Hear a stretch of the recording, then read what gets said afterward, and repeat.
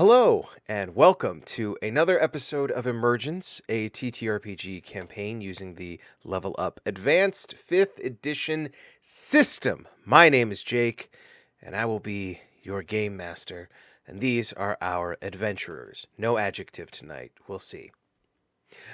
Before we begin, as always, a shout out to some of the amazing folks that make this happen. First and foremost, a huge thank you to Bowniesart for the art cards, for the character art. Be sure to follow and support and commission them wherever you can. Shout out to CzePeku for their maps that we use, specifically tonight in this combat-oriented session. You can support them on Patreon to get access to all these amazing digital maps. They have such a cool backlog with so many amazing search functions as well. It's such a great resource. Thank you to the various musicians and composers whose music we use to color these sessions. And you can find and support all these people in the info card as it passes by in the space underneath me on the screen. And lastly, the biggest of thank yous to you, the audience, for tuning in and following this story. It means so much to us that you give us your time and your attention, and we appreciate it, and it means the world to us. Now, let's check in and see if there are any announcements. Be sure to check out Godkiller, Songs of the Past on Help Action Needed's YouTube channel, linked in the description, as well as the other actual plays, Gleaming Wildfire and Blood and Divinity on Cole Wolfran's YouTube channel, also linked in the description. These are other actual plays that some of us are involved in, so please check those out and share the love. Also, be sure to check out our talkbacks posted on the Tuesdays between sessions, where we go through our stars and wishes with each other. It's a lot of fun. We just kind of decompress after the session and talk to each other. The first one for the previous episode is out now, and so stay tuned next week for that one. And that'll be it for announcements, so I'll throw it back to me. Thank you for those announcements. And without any further ado or gilding the lily, let's find out what happens in this combat-oriented episode 6 of Emergence.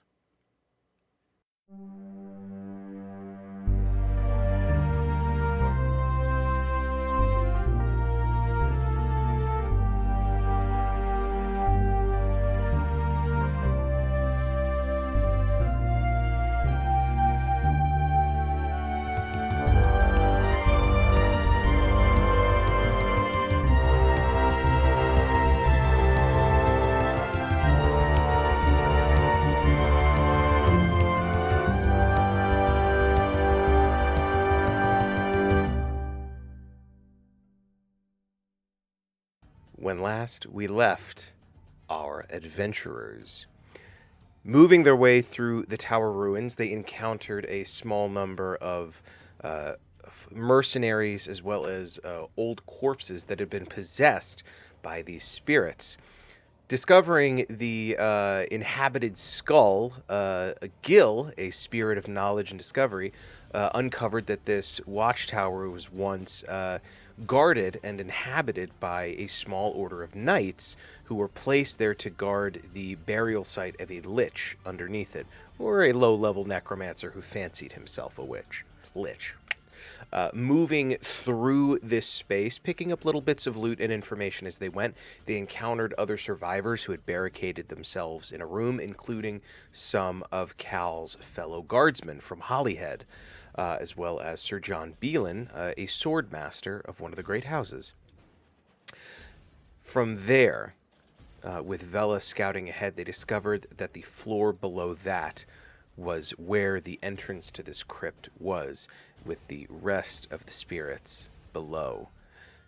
However, in her scouting, the spirits were alerted to their presence, and the element of surprise was lost, but using a combination of wits and invention, they managed to set off a decoy that got rid of their enemy's element of surprise as well. And now, on even ground at the base of this ancient ruin, I would like all of you to please roll initiative. What kind? Oh, yes.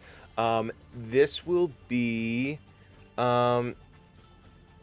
we're gonna call this an intelligence initiative, because this was you guys planning and enacting a specific strategy. I hate intelligence anything. That's a -1. That's a 19. Give it. Neander. Hang on, guys. Save your numbers for a second. Oh, I gotta make sure I don't turn the music up too loud. Bex being our nat 1 girly. No. Nat 1 girly with +0. Let's go. Phil, you can. What are you all doing? 2? We're getting the battle rolls Okay, out now. Why are all the girlies nat 1 girlies right now? 20 We need plus. to let the big, strong men do the work first. 20 plus. Anyone? 15 to 19. 19. 16. Okay. Why? You could just skip down to the bottom. Neander goes first. Eldritch Blast. Started blasting. Eldritch Blast. Eldritch Blast non-lethally. Oh, They're that is an I'm important dead. thing. I'm gonna let you guys. I don't think it's a house rule. It might be as written, but so yeah, Neander and then Cal, and then okay. Did you both get nat ones? Yeah. But I have a modifier, so mine's a 3 total. Okay. And okay, even on an intelligence initiative. Oh yeah, you're a cleric. I'm I am wise, not book smart. It's because everyone expects Bex to play wizards and shit. Yeah. Well, I feel like in real life I would be. But You'd be an artificer. You love Maybe. making things. You love making things. I feel like I'd be a whiz factor. I don't know. What? In real life, I'm Say not that a again? A Artificer. whiz factor? Whiz factor. What's that? Whiz factor. Like an artificer? I don't know. Oh. Whiz-officer. Whiz-officer? In real life, I'm not a barbarian. I'd be a fighter monk. Because I know martial arts. And I don't get angry when I fight, actually. I keep a calm, level head. Because getting mad when you fight is stupid in real life, guys. Remember It that. could just be an That's the intense druid battle But it's focus great. and rush It's of great. adrenaline. But it's great in D&D. Okay. So, first The armor's stupid. up is not Neander. Uh-oh. Aw, shucks. The spooky bitches. Ooh, good. Get closer, spooky Great. bitches. Please. Yeah, the bottleneck can actually work in our favor instead of against us if we just So, get them.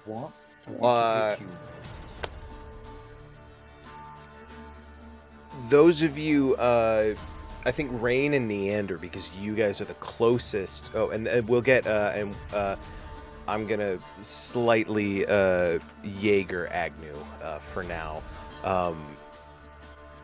but we'll get him in there once Royale gets here. Okay, so for clarification, before we really get going, and I'm going to turn the music down for me a little bit. It's lay, though. It is. God bless the Witcher soundtrack. The Witcher 3. For the purposes be of Witcher lethal and non-lethal damage, I'll cross-reference it with the specific A5e rules. However, melee weapon attacks and melee attacks can be non-lethal, be it a weapon or a spell or unarmed. Ranged attacks cannot be non-lethal unless, I believe, there is essentially like the sharpshooter feat equivalent or spell sniper. If you have one of those feats, you can do non-lethal range damage because you have the finesse to non-lethally take someone out at range in the rush of combat. But first up is not Neander. Rain and Neander being at the bottom of the stairs, you guys see kind of passing in view the spectral form, very much like the Army of the Dead in Return of the King. You see kind of the tattered, ancient, spectral green remnants of armor and like the the garb of a well-trained knight, wielding a like a rusted and broken sword, just sort of drift into view and sort of look up the staircase and kind of assess what he's seeing, and holds out a skeletal hand and is gonna gesture it to you, Neander. And It I would keeps like happening. I would like you to make a strength saving throw. Yay! And Rain, I would like you to make a dexterity saving throw. That's a 4 for Neander. That is a fail. Conservation of greatness, baby. Not 20. There we go. The pendulum swings. Neander, he holds out his hand, and you're kind of waiting for something to happen, and all of a sudden it feels like a battering ram hits you in the chest. And Rain, you manage to sidestep as you and Neander there's technically a space there. As Neander, you are thrown back against the wall behind you, and you are now there. There we go. And you only take 1 point of bludgeoning damage, but you are prone now. As those of you who can't see the shade, you guys just see Neander and Rain as you guys are all bracing to enter the room, and suddenly Neander just poof against the wall, and all of you hear the voice of this specter call out, as it just says, "Defend! Intruders! We must guard the crypt!" And Rain, you see the specter float out of view once again. Neander, it's now your turn. Cal, you are on deck. And is on its ace. Does the prone condition, is that still the same? Half your movement to stand. Well, he's going to use half his movement to stand. Okay. And he is going to, his eyes are going to flash, and he's going to use his bonus action, Quickling Step, and he's going to, I believe that's what, let me find it here, where they're at. Quickling Sprint, excuse me. And he's going, actually he's not going to do that. No, let's not do that. No, he's going to use bonus action Misty Step. That's what he's going to do. 5, Face Step, if you will. 1, 5, 10, 15, 20.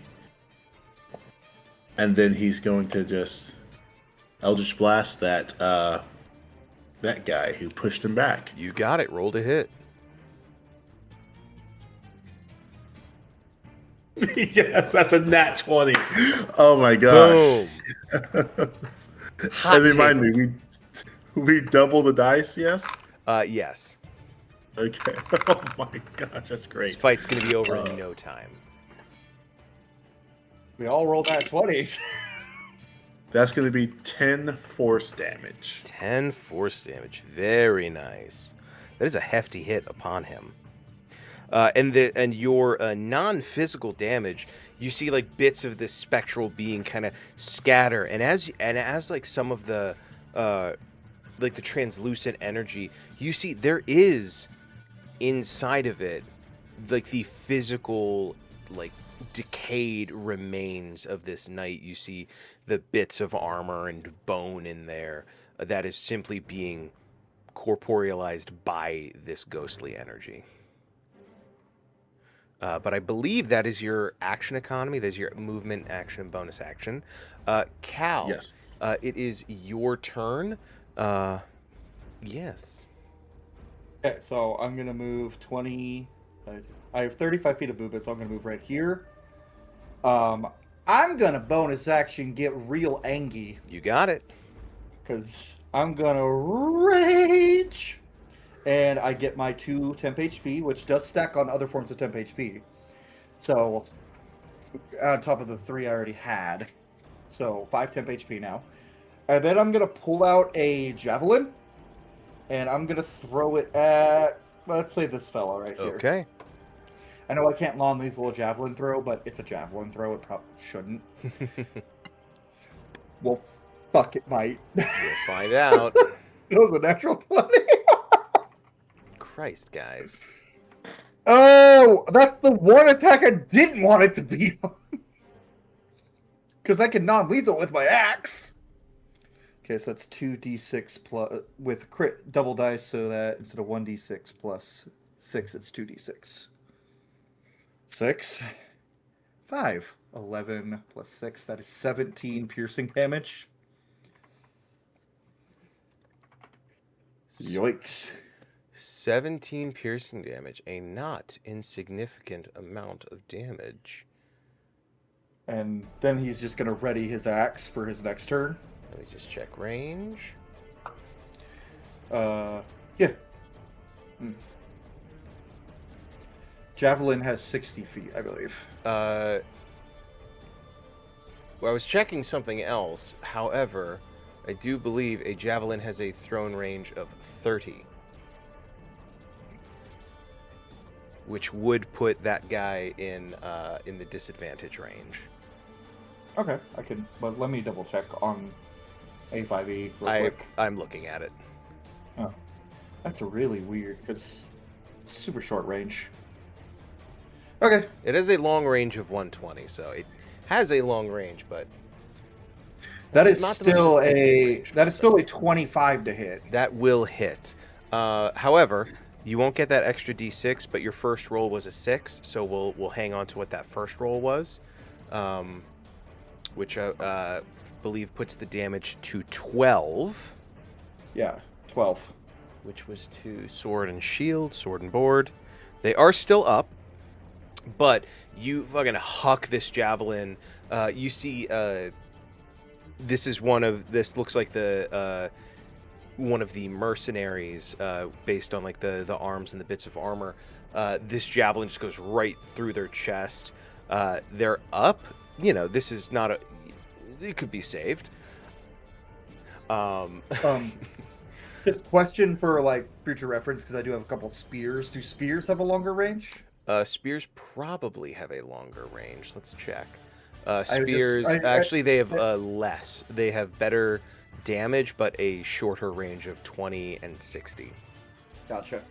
Yeah, because I just didn't want to throw the spear because it's more damage, and I didn't Yeah. want to risk killing before. But yeah, so he's gonna ready his axe, and that's the end of Cal's turn because Okay. bonus action movement. He's very angry. All right. And just remember to keep in mind how you're carrying all of these spears and javelins. Fantastic. Next is the possessed creature's turn. The spirit is going to call out. This spectral knight is going to call out and is going to say, is going to point at you, Cal. And it says, and it just kind of calls out, take down the strong one. Seeing you as the biggest threat on the field. So, you were going to get some attacks taken at you. You've presented yourself as one of the most dangerous targets. So that is going to be 1, 2, 3, 4 short bow attacks upon thee. This is why I raged. Exactly. So that is going to be... What's your AC? 18. Thank you. Plus It's 4 going to to dex be- and plus 4 to con. 2 hits for a total of 11 piercing damage. Is that already halved? No. And we round down with having, correct? Always round down. Okay, so that's bye-bye temp HP, and that's it. Okay, that's fine. 5 damage. That is... And they are going to... Let's see. This one is going to use its movement and go this way. This one is going to back out of your javelin, further away from your javelin range. I think this one is going to as well. This one is going to back up the commander. Yeah, I Ma- can still... Make sure you're measuring from you, not an adjacent space. Oh. Okay. 40. Okay. Alrighty. It is now. It is Vela's turn. Cool. Perfect timing. Yeah. Rain, you are on deck. Okay, oh wait, real quick. Yeah. What are any of the things here looking alive? As far as the act, like their physical Like- forms. Yeah. Yeah. So the at a glance. Well, right now you can't see any of them right now. You'd have to move into the room to get a look at Yeah, them. I'm absolutely moving into the room. Okay. This is As you move in, and then depending on where Vela lands, there is by these two stone doors that currently have green light and smoke. The doors are only cracked, but the green light and smoke is like kind of eking out of that crack. There is a spectral knight. That one looks very much like just a pure undead, but there are 4 mortal individuals around the room. There are 2 wearing common clothes. Those are the 2 on the bottom part of the map that have the green glow in their eyes. And then there are 2 on the top that are have bits of armor and equipment. One of them has a javelin sticking out of their torso currently. But those look to be just possessed folks. Okay. Well, I can't get to them right now. So, I guess what I'll do, man, this isn't good. Okay, I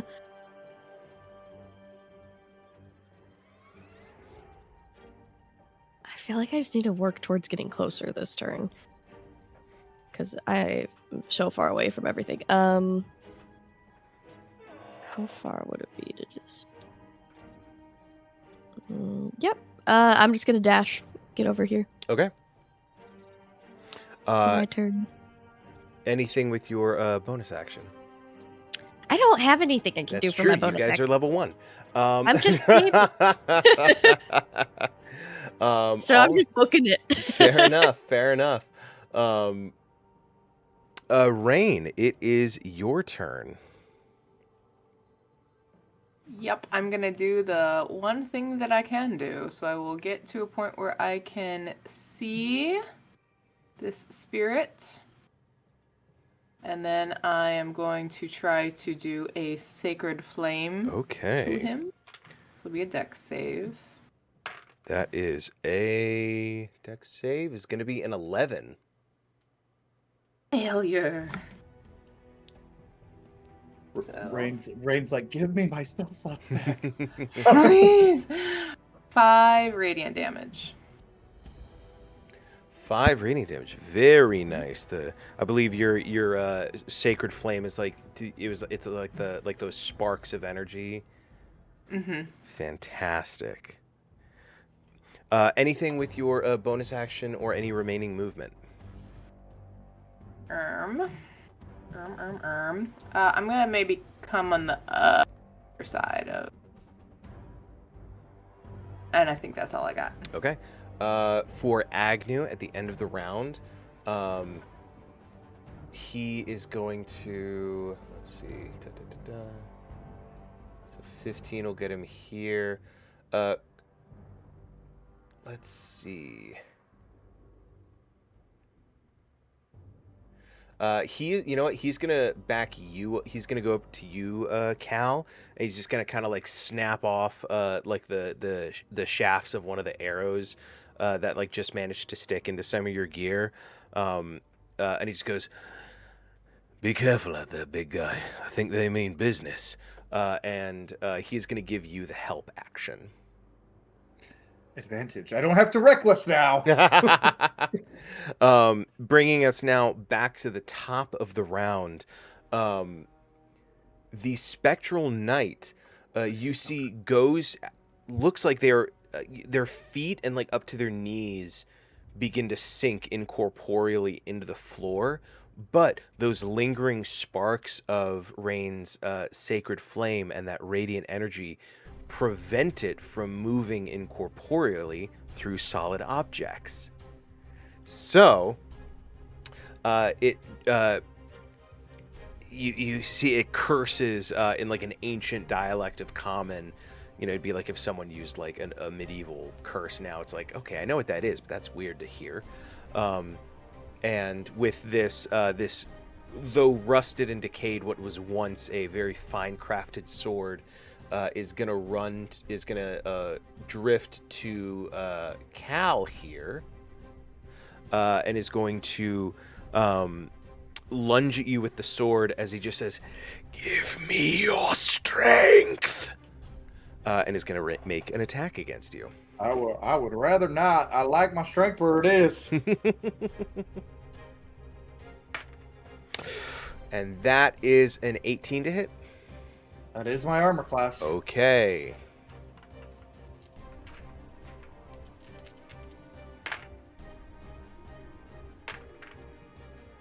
You take 9 points of necrotic damage, which I don't believe is halved. Not yet. And I'm alive. your maximum hit points are reduced by 9. As you go to block the blow, but unfortunately your weapon passes through this spectral sword, but this blade still goes into your torso, and you just feel ice inside your body. Like it's like your body temperature drops by 10 degrees instantly.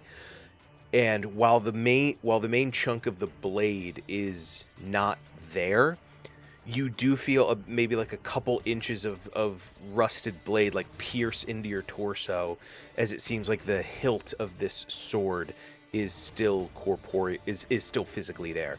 As it withdraws, and you see as the sparks of the radiant energy fade, this specter is holding itself together much easier now. It seems that it has stolen some of your vitality to get a little bit of health back, and is going to go ahead. Cal's just as it hits, so Cal is gonna just feel it, and he's just gonna go, "Oh, too weak to do anything on your own, huh, bitch?" This horrible this ghastly grin goes across its face, and it just says, "Pride and inexperience are signs of a fool," as it is going to move away from you. Would that provoke an opportunity attack? Not for this guy. He's got an ability. And is going to back away from you, back towards the crypt door. Bringing us back to Neander's turn. Neander, you gotta hit that thing. I don't even know if I can. You said that when Neander hit it, like as the etherealness was coming back together, I could see solid stuff. Neander. There is physical stuff in there. Cool. Awesome. So as it goes away, Neander says, "Hey." He said, "Hey, he's not the only fool here," and he points at him, and he's going to cast Spellbinder's Curse as a bonus action. Okay. And Neander's going to, I think that's, he's going to get right here. He's going to rush after him, and he's going to try to like reach his hand towards what the solid bits, and he's going to say, "You're a fool too," and he's going to use Shocking Grasp. Okay. Let's say roll to hit on your part, I believe. Yes. What does Spellbinder's Curse do again? I get to add extra damage to it. Ooh. And So it's like Headspace Curse. basically. And that is going to be a dirty 20. A dirty 20 will most definitely hit. Let me. Now I can't find my dice. This is great. Oh, on this thing. Is that a D8? I need a D8. Oh my goodness. Oh, did I? Oh. All my dice are in different areas. Okay, got it. That's going to be 3 lightning plus, since Spellbinder's Curse, I can add a D4 of lightning. That's going to be a total of 6 total lightning damage. Nice. Yeah, you connect, and the energy like kind of arcs through this thing's physical form as it sees you approach and regards you. It's going to respond to your words, kind of taking you in at a glance, and says, "It is unbefitting for one of your station to intrude in such a manner." If you know my station, then you would know to stand down. I answer not to the authority you carry. And that is going to end your turn. Yep. Bringing us now back to Cal. Potion. Okay. 2d4 plus 4, 2, 3, 5 plus 4 is 9, which actually brings me to, would bring me 1 point above my current max HP, but I can't go above 9 right now. But I do get my 2 temp HP every round from my rage. Yes. And so that hit point max, your hit point max decrease disregards your temp HP. Yeah, Just okay. I'm aware. I didn't have any temp Just HP checking. left after I got hit by the crossbow bolt. Just so it's all checking. good. Just checking. I know. My current max HP is 9. Oh, you're like everybody 9 else. Yeah. Berserker line. So, quick point of order: make sure you guys know who has the potions as well. I already removed it from my inventory after using it. So I have one. Neander has one, and Rain has one. Cool. All right. That is your. Was that you? That's my bonus action. Bonus action. I rolled for the. So then I'm going to use my movement, and I'm going to risk it.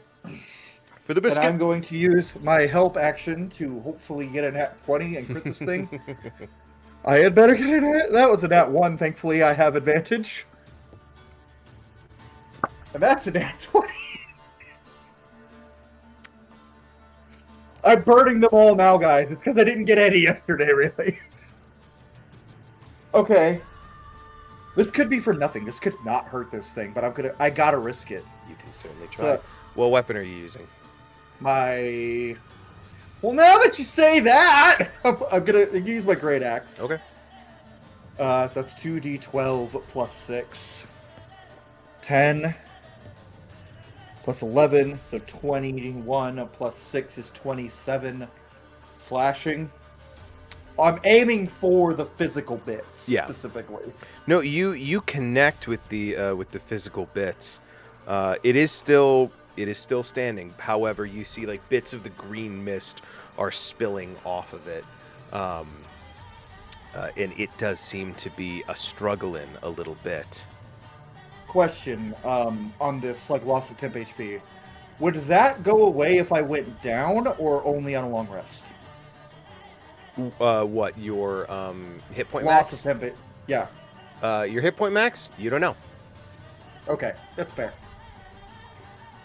It's action, bonus action, movement. I have nothing else I can do. It is the possessed creature's turn. I mean, Cal, you still present yourself as the biggest threat on the field at the moment.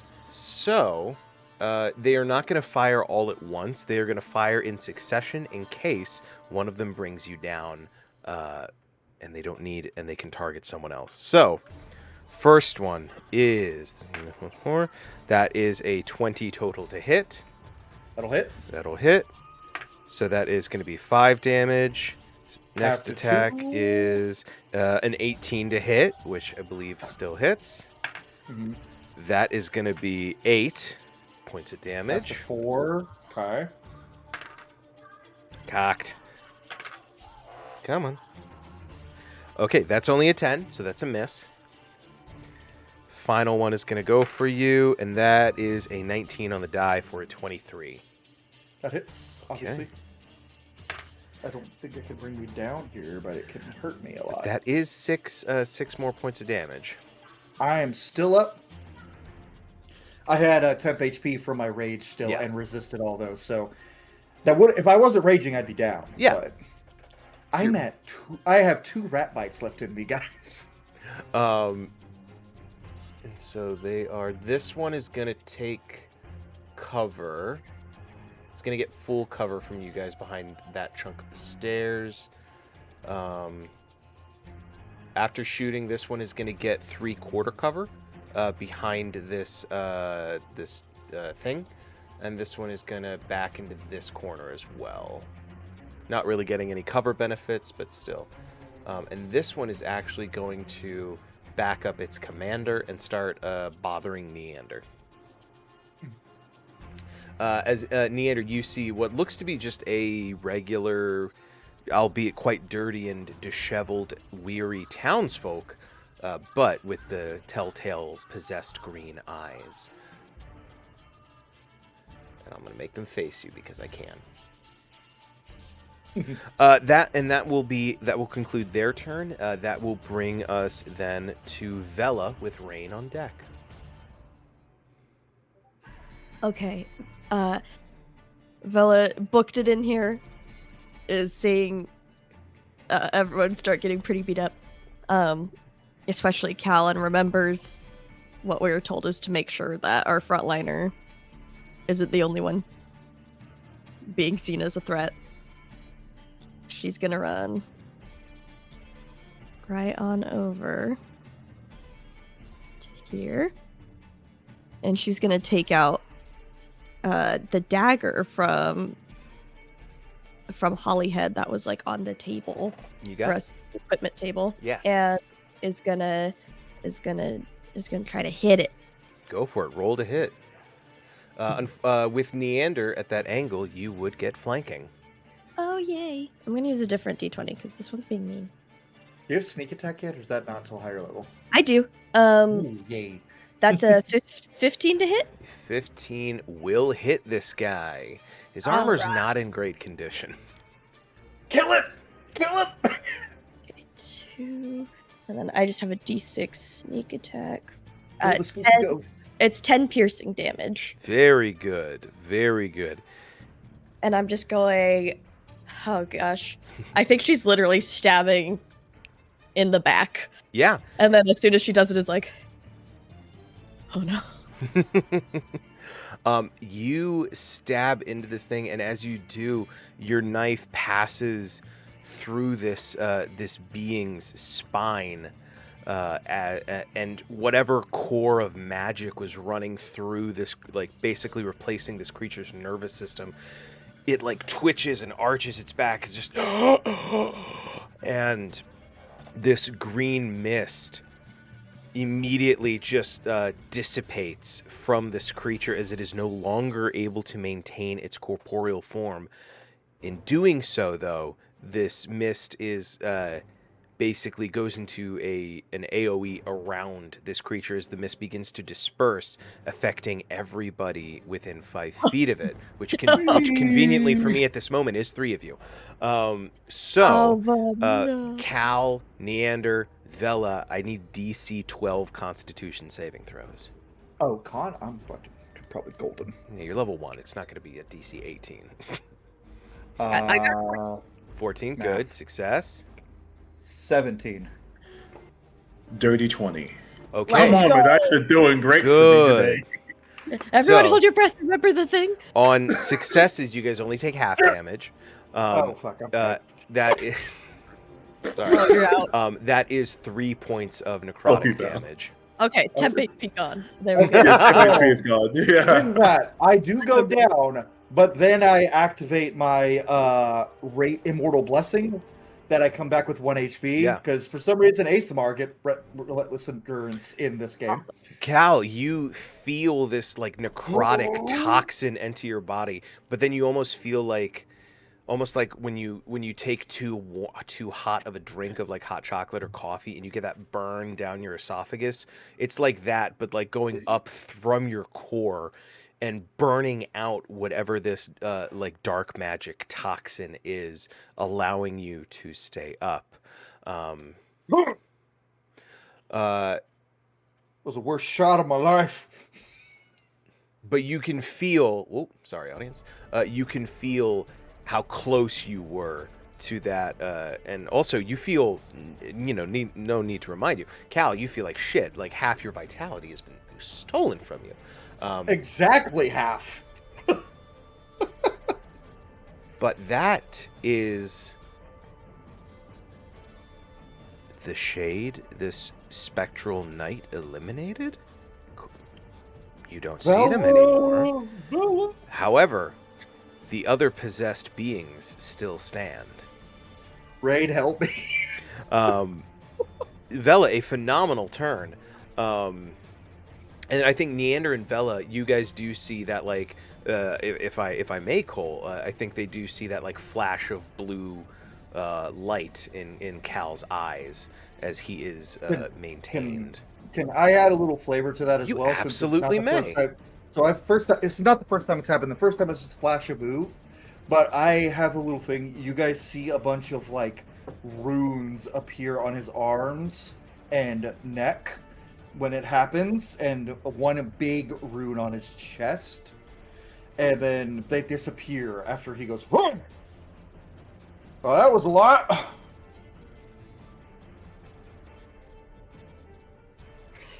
Just some flavor. Making a note to myself. I actually need to talk to you about that when we can. I have ideas, but we'll see. Everyone's like, "What do you mean?" And that will, Vela, that is your movement and your action.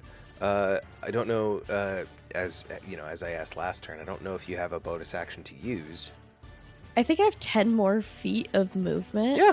So I'm just gonna boop, boop, to get towards more of the possessed, because I plan to go knock some people out. Yeah. Without healing.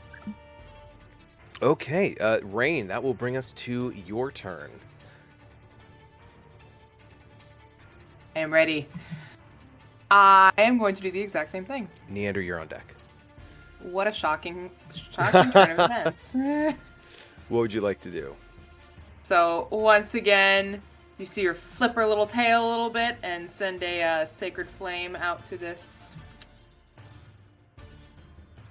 guy. Let me see if it'll let me ping. Yeah. There we go. Okay, roll a deck save on my part. Mm-hmm. Oh, I don't need this stat block at the moment. Get out of here. There we go. That is a 15 to save. That saves. So it's a save or suck. Yeah, cantrips, man. But yeah, unfortunately, the energy doesn't quite take full effect. Is there anything else you would like to do? That is, I think, all I am capable of doing, Okay. unfortunately. I will spread out just a little bit, so I'm not directly next to anything. Yeah.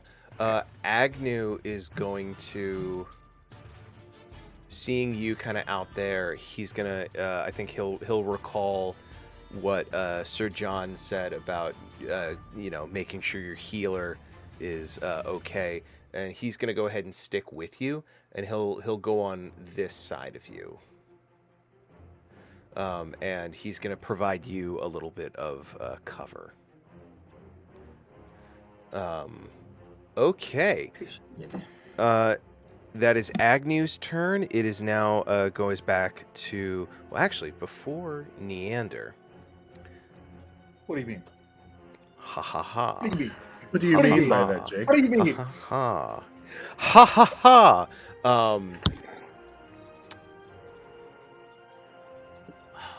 Well, actually, funnily enough, it might still be Neander, because Vela is no longer there.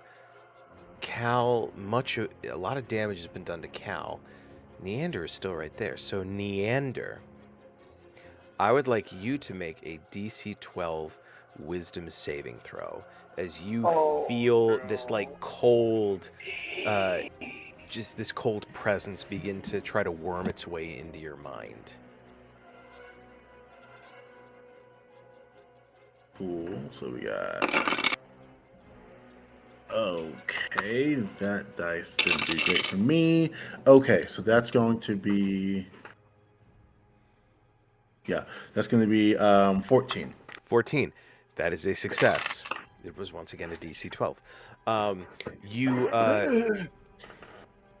As you feel this cold presence try to insert itself into your mind and take over your faculties, almost within your own head, you hear like a rumble of thunder, and you almost feel like a hot summer wind just like blow against your face as this presence is pushed out of your mind, unable to pilot your body. And now visible as it does this, you see one of those same what you know is like one of these specters searching for a host, floating in the air in front of you. It doesn't seem to have that much energy left, however, but now floating where the shade was right here is that disembodied specter. And now it is your turn. I'm assuming we don't know if we can hit it or not. That's the thing. You can That's certainly great. try. That's great. If you were paying Okay. attention, you noticed Cal's halberd did seem to hurt it a little in the last fight. This is true. And if the halberd hurt it a little, magic? Neander's going But to. there are 4 more of the ones with bodies still. Neander's going to. As he does that, like his eyes flash and you see lightning go across his body as he's going to use a bonus action, use Quickling Sprint, Okay. and take the disengage action and move just step back and go right here. And now, as an action, he's You going got to Eldritch Blast that spirit. You got it. Roll to hit. That is a 16. A 16 will hit. That is 9 force damage. 9 force damage. You scatter this shade, and like you guys all see like the various particles of energy almost like get back into this open crack in this crypt doorway that is open maybe only like an inch or two with this green light and smoke spilling out. The energy returned. I believe that is your turn. Yes. it is. Alrighty, Cal, it is your turn. Your body is not doing great. Yeah, I get my 2 temp HP, which I really need right now. And I'm going to walk up to this one that's in front of me and non-lethally. You got it. I'm going to try to smack it in the head with the blade of the axe, like just the like flat. That is going to be 19 on the die. I'm sure a 25 hits. Yeah, that does hit. D12. Woohoo! That's going to be, 18 damage. 18 damage. Non-lethally, you fucking clock the side of this dude's head, and they hit the ground hard. They're not dead, but that certainly could not have been good for them. I love having a D12 for a hit die. Go ahead. Can I do this? For damage dice. Yeah. Yeah. We'll do that. And then I do still have my movement. Yes, I believe you have 5. You have used 5 feet of your movement, so you should have like 30 feet left or something like that. How much would it take for me to get on top of this thing right here? Is that another 5 We're gonna feet to get count. on top? Yeah, we're gonna count this because of the ruin. We're gonna count this block as difficult terrain. So double movement if you are going on top of it. Okay, so let me just see real quick. That's 5, 10, 15. Okay, so I have 30 feet of movement left, so could I get here? Let me do some quick math. 5, 10, 15. I have 30 feet of movement left. One of these two is what I'm aiming for. 15. Yeah, 30 will get you there. And changing weapon, that's an action, right? Would changing my weapon be an action, or... Nah. He's going to switch to his halberd, just in case this guy tries to run, so he can take an opportunity attack on him, like when he moves. Yeah. And just try to, like, put the fear of himbo in him, I guess. I don't know. But, that's all I can do. Okay. Let's hope they miss me a bunch. Let's find out. This one is going to step up. And as it does, Cole, as you're now close enough in this moment, you hear in like the rattled throat of this townsperson, I think you recognize as like one of the other farmers in Hollyhead, as you just hear their controlled voice just, "Commander!" As they step up, having at one point armed themselves with a weapon, and they're going to take a swing upon thee. Once I get back to their stat block. Hey, Lito! I'm just gonna give them all names. And that's another 18. I'm just getting you. I'm just getting you. Oh, please roll low on damage. Let's find out. That is 6 points of damage. Hey, cool. That's exactly how much HP I have left. Damn. I'm down. It happens. You guys see as Cal goes up, this figure. Honestly, I think Cal, with a speed and ability that this person does not have, being piloted by the remnant spirit of a knight, they managed to get under your defenses and take you down with a stab to the gut. I think also, for a little bit role play, if I may, just the fact that it is one of the other farmers, he hesitates. Yeah, makes sense. Swing, makes sense. And then gets the stab and goes down. You guys see Cal falls on top of this like ruin of a crypt, a grievous wound in his abdomen, and then this one is going to step back around cover, and they're going to do, and this one's going to step forward a little bit. Rain, you are going to get one shot against you. Excuse me. Agnew is going to get another. So against Rain, that's a 17 to hit. I assume that hits. And that is 6 points of piercing damage. You're not as tanky as me. I'm fine. And then to Agnew, that is a nat 1. You're welcome, Royale. But Royale manages to dodge the arrow. This guy is unconscious, so they are out of this. That is... There we go. Bringing us then to Vela. It is your turn. You see Cal go down over there with this, and you see that possessed townsfolk, as they withdraw their weapon and Cal falls. It looks like they are getting ready to stab him more. All right. Can I have a last little, like, for the, like, as I'm falling, just don't kill her as I fall down, because she's my friend. Yeah. Vela's not gonna kill anyone. I know Vela's not gonna kill anyone, Vela, but what would you like to do? might. Rain, you are on deck. I'm gonna. I have. Okay, it takes. Yeah. Perfect. That's perfect. Okay, I'm gonna get on over. I'm gonna get on over. Just like leap up onto here.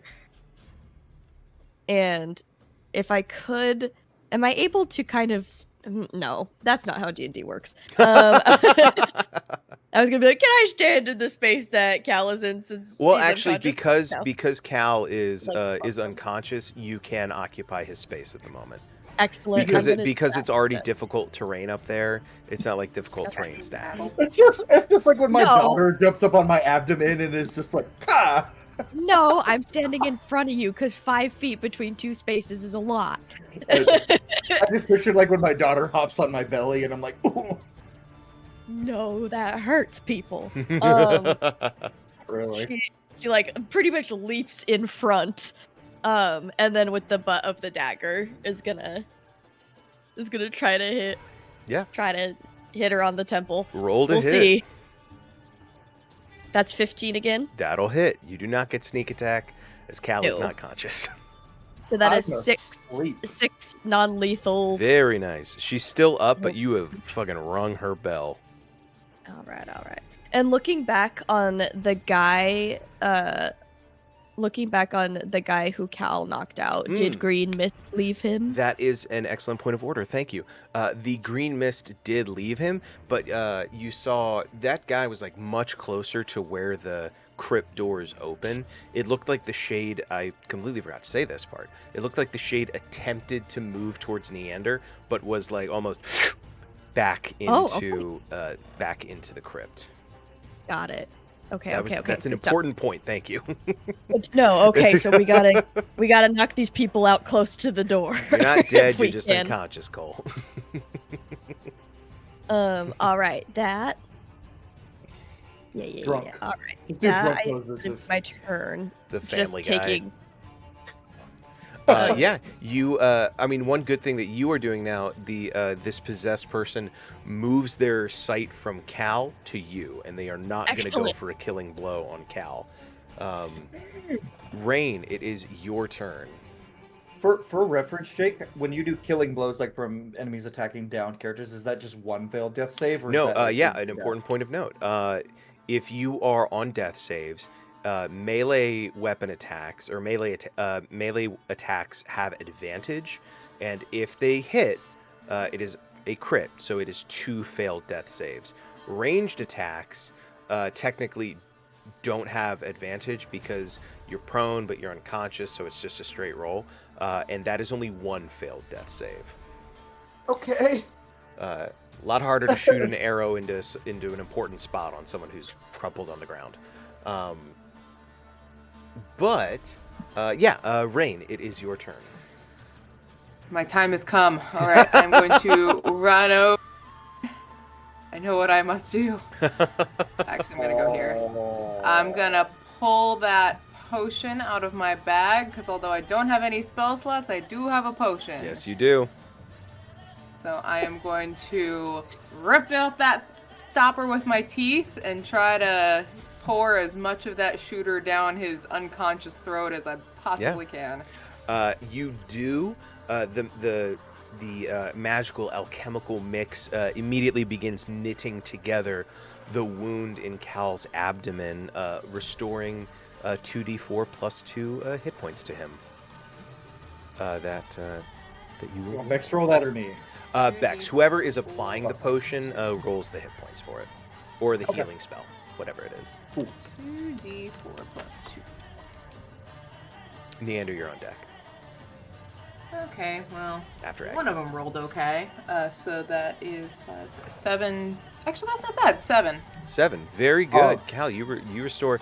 As your mind clarifies and kind of the clouds of unconsciousness lift, you see Vela kind of standing before you, engaging with the villager, and you can see her doing so non-lethally. But then also, like above you, is Rain, pulling you out of the darkness, girl power, and this is a feminist stream. I also It's making up for the fact that we needed the big strong men to go first. I also finally found the first thing that D&D 5e that this nerfs from 5e. When you go down, your rage ends. Yeah, I mean that's how how I would rule it in mine. Rules is written in 5e. Your rage doesn't end unless you die. Fuck that. That But makes yeah, no sense. I think it makes sense for a zealot barbarian. I think Yeah. that would make sense for like a zealot or a berserker maybe, but for like a totem warrior, wild heart, I or wouldn't like give it path to of the anybody. giant, it's like that doesn't make any sense. But yeah, But you yeah, are so- you are no longer raging, but you still feel that weakness in your body that the necrotic energy wrought. You feel like shit, but you are not dying. As Cal wakes up, he goes, "John, wait!" Agnew, any bonus action from you, Rain? Nope, I got nothing. Alrighty. Agnew will go ahead and... Agnew's pretty sure he can't kill one of these guys in one hit. I think he knows the capabilities of these mercenaries versus his own weapon. So he's going to shoot his crossbow at this fella. No, not that guy, because they have a javelin still sticking out of their torso. At this person. Well, actually, though, can I get crazy with Agnew? Yeah, let's get crazy with Agnew, guys. Agnew's going to run up to this guy and try to knock them unconscious. Can you knock someone unconscious when they've got a javelin through their abdomen? We'll find out. They might bleed out. Listen, I tried my best not to kill people. There's a lot of useless shit in there. It's okay. Who needs their intestines? Yeah, your liver can technically grow back. Don't fact check me on that fully. Abigail, like me, I need my intestines. They don't work very well, but I need them. He does Who hit. needs a long? What Agnew does, because I can get weird with Agnew right now. He's gonna like snap off the haft of the javelin, and then basically just whacks the guy in the side of the head with it as they like spin and fall to the ground unconscious, and he drops like the half of the javelin. Sorry, I just broke one of your javelins, Cal. It would have wanted that back. It would have broken if they fell on it anyway. And Agnew just kind of like tosses the broken half to the ground. And goes, I should keep them from bleeding out by leaving it in there. They are unconscious now. Okay, Neander, it is your turn. Yeah, so, like, Neander, like, with that presence that kind of helped him force the ghost out of his mind, like, you all see, like, he's more electrically charged, but his eyes glow, and he just turns back to this guy. And he turns back and says, "Oh," as he sees him like readying his bow. "You don't want to do that." As he just walks towards him, and as he just walks towards him, and he's gonna, as he says that he hexes him as a bonus action. Yeah. And he's just gonna reach out and touch his arm, and he's gonna do shocking grasp. Okay. Lethally or non-lethally? Non-lethally. Okay. Let me say that. Non-lethally, yes. I am not always going to ask, so if you do not specify, it will be lethal. That'll be that might not hit. You mean we can't Baldur's Gate 3 it and toggle non-lethal in the radial menu? No, I have no toggles. I don't think this will hit. You could quote me on that. A 15? A 15? A 15 definitely hits. Okay, While cool. they are armored, they're not, functioning at their best right now. And you are able to... And also, who would expect someone to just walk up and grab them in this situation? That's crazy. That's crazy behavior. But go ahead and roll your damage. That's going to be 5 lightning damage. And then... Oh, the dice got stuck. Yay. Let's roll a different die then. It got stuck. I can't... Where's my other d6s? And 1 necrotic damage. So, what was that, 6 total? 6 total, yes. Okay. They're still up, but that did a number on them. And something that I forgot to do, I'm going to roll a wisdom save for Agnew. Because Agnew is a PC, and I don't wanna fuck with Royale shit. He is gonna have advantage on this save, just because there's still a chance. But I want to give Royale the benefit of his PC not getting absolutely fucked over while he's not here, and that'll be the case with any PC who is under my control in situations like this. And that is a success. So you can roll a good all game. Keep doing it. But now stop. Yeah. Stop now. The specter is not close enough to the door to be immediately affected by that presence, so there is a shade occupying that space now. But that Neander, that is your movement and your. I think that is your everything. Bonus action. Okay, Cal, it is your turn. You are prone on the ground underneath Vela. You feel better, but not all the way there. And there is this villager right there who has already taken a pretty good hit. So, what I do, I obviously stand up, use 35 is a weird number to do half your movement. Are we doing 15 or 20? 15? Always 15? round Okay. down. I'm going to put that in the house rules section. Okay, 35 feet of movement, stand up, or 15 feet of movement to stand up. I still have 25 left, or 20 left, sorry. Question. Before I lost consciousness, would I've seen that soul leave the other guy and go into the door? Yes, because that happened when you did it, you would have seen that. How bad does Kylie here look? She looks pretty bad. Vela got in a good blow. You see there's a little bit of blood coming down her temple, but don't worry. But she's still standing. You know you can hit hard enough that you could probably knock her out if you really wanted to. So, question. Could I use my action and bonus action to do an unarmed strike that throws her towards the door? You could, if I use both. You could use your action to basically do. I would rule it as a shove attack, and it would just be opposed to athletics checks. Okay, but no damage on that. No damage. Yeah, unless Roll there. On my turn, I can knock her out over there. Okay. I'm gonna reach over Vela and go, "Sorry, Vela," and I'm gonna pick Kylie up. Here's an important point of order. You have to move out of Vela's space. And now that you are conscious, you can no longer occupy the same space. So you're gonna have to. Why can I control Vela?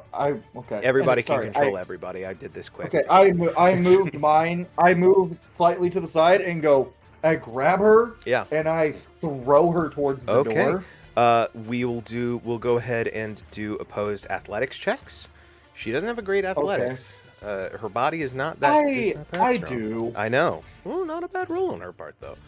Your margin of success is going to determine how far she goes.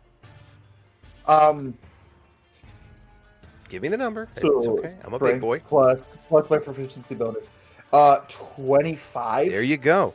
That is a margin of. She got a 16. She doesn't have a bonus to it. So that is a success of 9. So that means you can throw her 10 feet, which if you want to get her as close to the door as possible, 10 feet from you is going to go, to... Right here. Oh, sorry. I accidentally almost moved your spot. Do you say here? 10 feet. Yeah, 10 feet, yeah. I'm just going to grab her and I'm going to go, "Sorry, Kylie." And I'm going to throw her, but I'm intentionally going to throw her so her head doesn't hit the ground. Yeah, you don't, in the heat of the battle, without specific, grapple training, you're just kind of hucking her. She does land unsteadily on her feet, but she is much closer to the door. I will say, you guys did see when the commander was dissipated right here, he did not seem to be close enough to the door for his spirit to be absorbed. It seems that this right around this threshold right there seems to be more or less the area. That was my action or my bonus action? That was your action. So you do have a bonus action left if there's anything you'd like to do. And all my movement. I'm going to look down at Vela and be like, "You got her?" And then 5, 10, 15, 20, kind of go over to where Neander is as much as I can. And I'm out of rages. I'm just double checking to make sure that there's anything else I can do. Oh shit, I forgot I have resistance to radiate. It hasn't mattered, but it will one day. Yeah, no, I've already done everything that I can do. That's once per long rest as a bonus action, so I have nothing. Okay. So that's my turn. I'm done. Don't. Jake, I forgot to I forgot to say the ability score that guy that I'm in front of. Yes, dexterity. Dexterity, you got it. They have disadvantage on, is it saving throws or ability checks? On ability checks of that type. You got it. Dexterity-based ability checks. Okay, it is now the possessed turns. There are only 2 of them standing. Rain, you got Cole back on the field, so she is just going to kind of turn, steady her feet under her. She's going to take a swing at you. Bad. Don't go down. Rude. That is Don't go down. That is a 13 to hit. That does not hit. Okay, you managed to avoid the swing, and then Neander. This one is going to take a swing at you, and that is a dirty 20 to hit, and that is 4 points of slashing damage. Okay, and as that happens, Neander just chuckles as he shouldn't have done that, as like he just raises his hand in a shield of lightning as he's going to cast Arcane Riposte. And you, I'll just read it for you, Jake. Okay. You respond to an incoming attack with a magically infused attack of your own. Make a melee spell attack against that creature that attacked you. So I have to roll, and if I hit, I do 3d6 acid, cold, fire, lightning, poison, or thunder damage of my choice. Oh, it's like, okay, yeah, it's like whatever that one spell is. It's like Hellish Rebuke or something. Well, not Hellish Rebuke, but like it's not a save, it's attack roll. I got you. I'm with you. That is an 18. That'll definitely hit. 3. Let me just have 3. And it's gonna be like a line of lightning. Okay. Just goes out. I'm just gonna roll it here. That's 14 lightning damage. Okay. And I did not say non-lethally. I'm gonna hold myself to that. Okay. Okay. How in my mind, as they slash at you, Neander, like, because it's lightning damage, you like grab the sword blade and then just like arcs of electricity just up it, as this person, their body just like stiffens and goes rigid. You see the green light fades as the eyes roll back, and they collapse to the ground, no longer moving. Okay. And Oh, you killed him. Neander, once more, as this green specter emerges, I would like you to make a DC 12 Wisdom saving throw.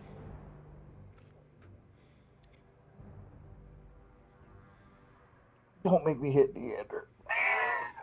That was a 12 on the die for a total of 15. I'll get you guys one of these days. No, you won't. Well, better him than me. You once again you feel that rumble of thunder within your mind, preventing it from gaining dominance. But there are only two. There's now only one conscious / living possessed person on the field. But there are 2 specters at each of these bodies.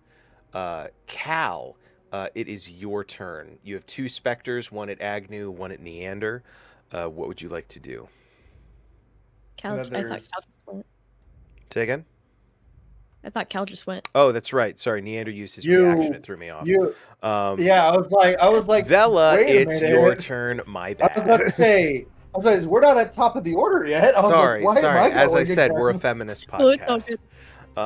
As he says, we're a feminist game. As he attempts to skip Vela and Ray first. Back to the men. Back to the men in the game. Back to the giant sweaty himbo with an axe. Back to the big boys that matter. Anyways, Vela, what would you like to do? I would first like to yell towards the group that's dealing with the spirits. We need to lure them towards the door. Go away from them. I'm trying. You're getting closer. I'm throwing them. You can't throw spirits. Wait, and then I'm gonna I'm gonna move over to our dear friend over here. And just go, sorry, Clocker. Actually, I'm gonna do that so I can flank. Yeah, look at that strategy. I'm gonna flank. Okay, 16. I'm not rolling great. That hits though. Okay. These guys have an AC of 13. Excellent. Okay, so that's. You guys are level 1. Yeah, this is non-lethal with the hilt. Yeah, you got it. So 8. 8. I assume bludgeoning. 8 damage to. That'll do it. She is going to drop unconscious, and the specter. No. Yeah. You don't have to do it. I'm gonna roll. I'm gonna roll a D20. Odds, Vela, evens, Rain. Please, Rain. She has better wisdom. Rain has better wisdom. That is an That's fair. odds. Who did I say? It chose me. Oh, Okay. no. DC 12 We wisdom could have lied. saving throw. We could have lied. You could have lied. Why would we do this? There's a recorded documentation. He won't know till later.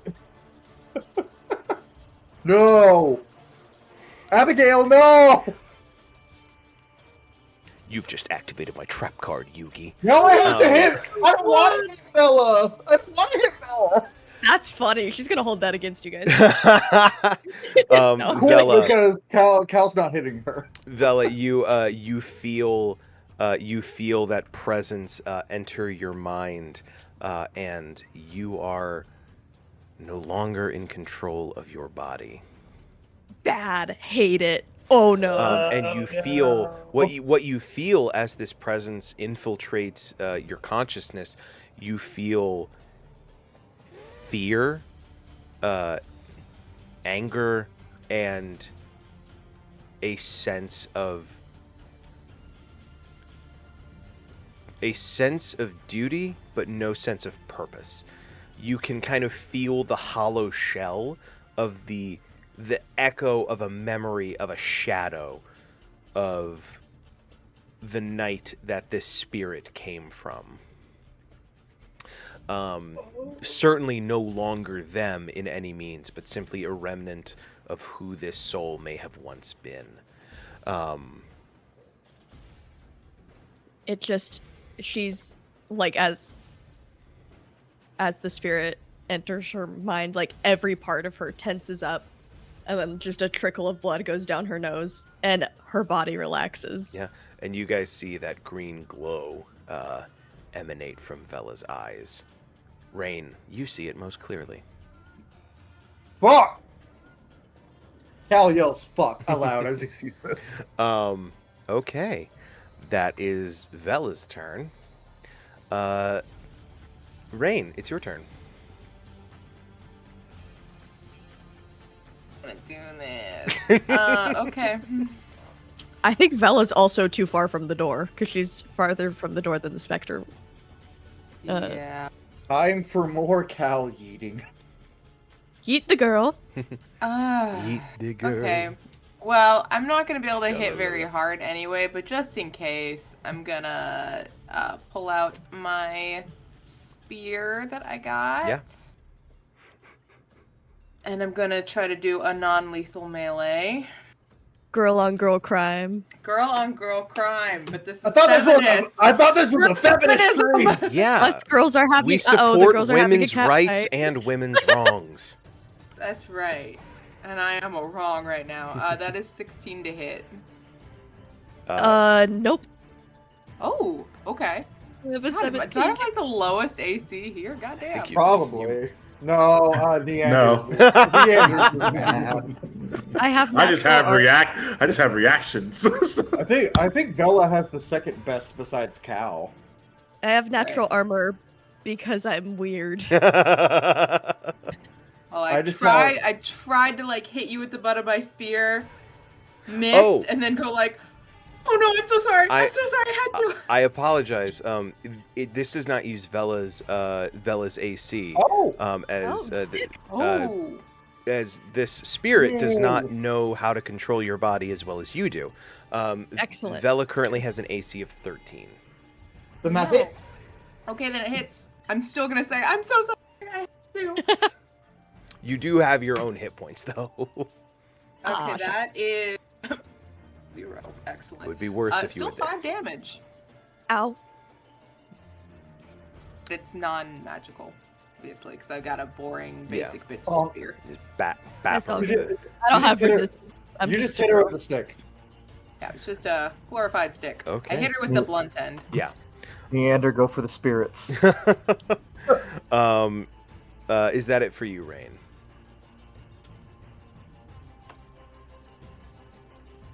I'm gonna move. I have a funny idea. I'm gonna move right there so that Cal could potentially, or well, I want to get where he could do a proper yeet, so I'll go there Okay. so we can Um, shove that direction. Agnew is going to heed what Vela said before she was possessed about luring them, and is going to use his action to disengage from the spirit, and is going to take his... Jesus Christ, diagonal movement's crazy. Actually, you know what? Hey, You know what? Agnew he's not gonna disengage. Okay. He's feeling lucky. Oh shit! Sorry, audience. He's feeling lucky. So, Jesus I mean, who would Christ. disengage from him? Hagrid's so handsome. And he's gonna run up to Vela. And the Shade, actually, a fun fact, they don't get opportunity attacks. Oh. So you guys see Agnew kind of ducks and weaves as he's trying to get away, and the spirit tries to do something, but it doesn't actually have a way of attacking. It only has a method of possessing. It's sort of like, you guys know the Scooby-Doo movie. I need you to understand what I'm picturing.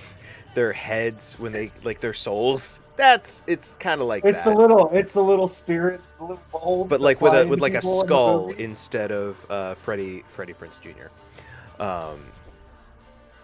Well, I want him to be Freddie Prinze Jr. now. Damn it, Don't we all? because he's handsome.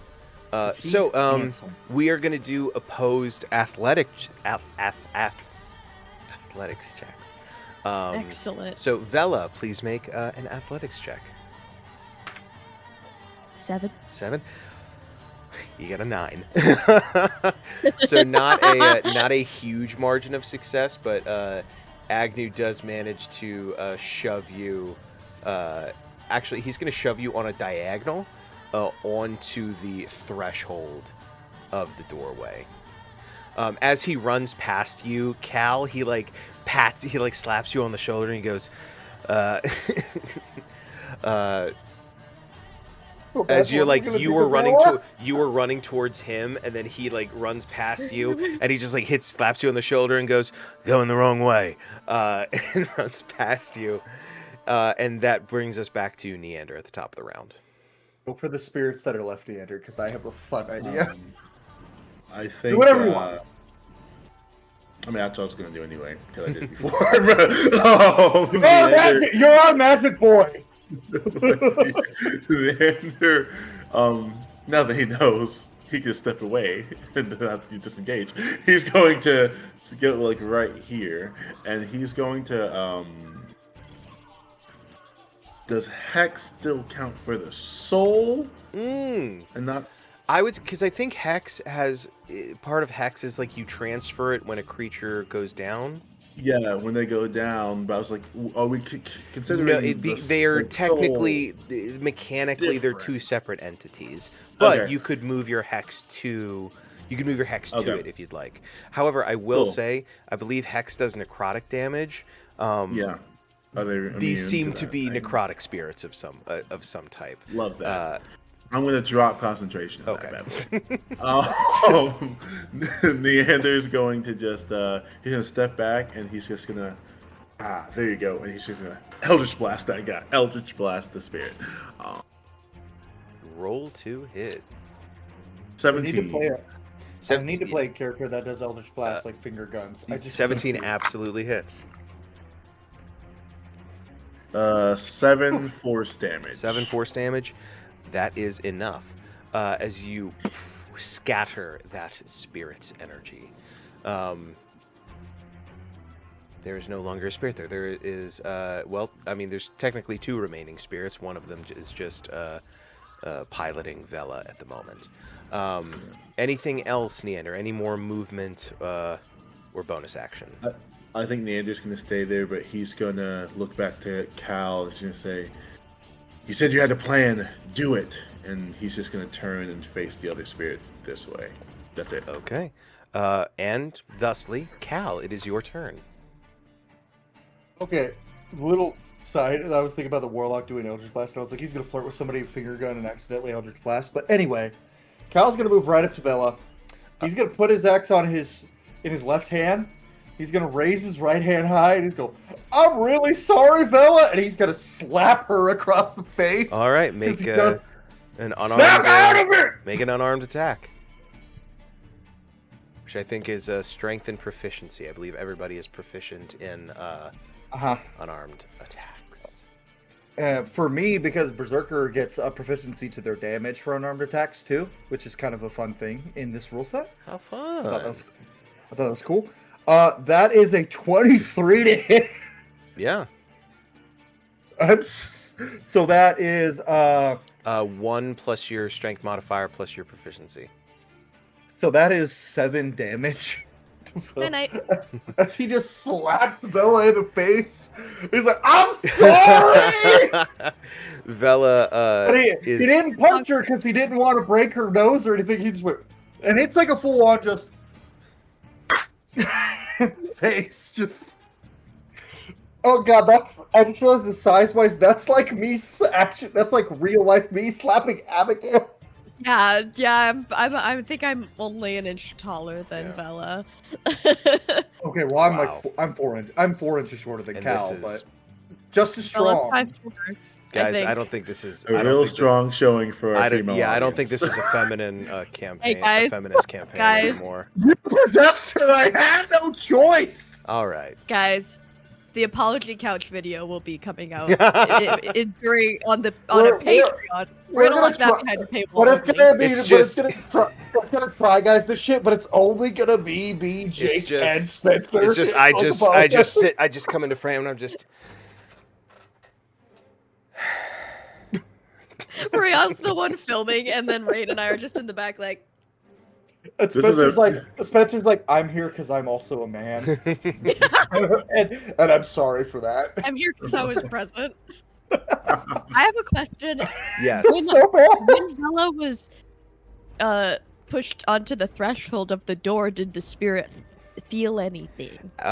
Yes, actually, you would have had the firsthand experience of feeling the spirit be like pulled in that direction, like a weird physical yet not physical sensation of like being drawn there, almost like you're standing on an incline and you just kind of feel gravity. It's kind of that feeling.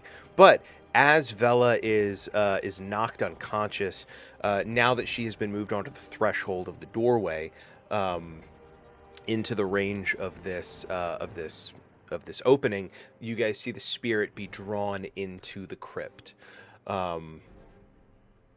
leaving one spirit here that has yet to be destroyed. And I believe that is it for Cal's, turn. Yeah, I just realized because how big I made him with the proportions I gave him, Cal is like 310 pounds. Bella just got slapped in the face by a 310-pound man. I'm sorry. Think about it. But you're not possessed anymore. You're not possessed anymore. Mm. The hilt would have been better. Yeah, that fireside talk is going to be Yeah.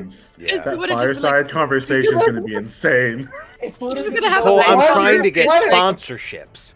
Bella's gonna be like, Cal, why did you slap me? I was like, I thought it would hurt less than hitting you with my axe, but I now realize Hey. that these hands are really hard hitting. Hey, He's gonna wake Neander. up at the fireside like, oh god. Neander. It's gonna have a migraine. Could you please make a DC 12 Wisdom saving throw, please? I would like to decline. I would like to decline that. Okay. If I can. Okay, I'm actually You going to roll. you figured it out. Wait, stop. My card's not over yet. I have a bonus action for which I'm gonna do nothing and end my turn. No way. Do I have to slap any other two? It had to happen, I guess. I've been rolling so well. That's a nat one. I guess Cal's slapping everybody. The two Fae going. The two Fae getting slapped by a believe celestial. this That one. looks great. I can't believe the genders have been targeted and the Fae. You know what? At least I'm a bi-man slapping everybody and not a straight man. That'd be way worse. Yeah, you're on thin ice. You're on thin ice. Bex is just stirring her drink like... You're on you- thin ice because if you're the one who knocks out the 2 POC at the table right now. You know what? I'm not doing it now. Fuck you. I'm trying so hard. Neander, you feel the same thing as described to Vela, this like hollow feeling of obligation and fear and protection. Before me. The echoes of who this knight once was. I think you're I in think you're his in there. You're just mind- not at the wheel. Yeah, I think his mind tries to like tap into what saved him before, and it's just an empty hollow. And as this like I imagine like a green mist comes over his mind. Yeah. As he's just all alone. It is now Vela's turn. Vela is unconscious. So, Rain, Honk Shu. No. Rain, No death it saves? is your turn. No, she's not on death save. She's just unconscious. Oh, My slap okay, saved for life. so she does not need to be stabilized then. No, because Cal did non-lethal damage, it was not trying to kill her. She is stable but unconscious at 0 hit points. I can't wait till we become Okay. a big name stream, and this is the fucking scene that first gets animated. Of all of the first 6 episodes, if you animate this scene first, you're the problem. Right? The dice were telling the story, not us, guys.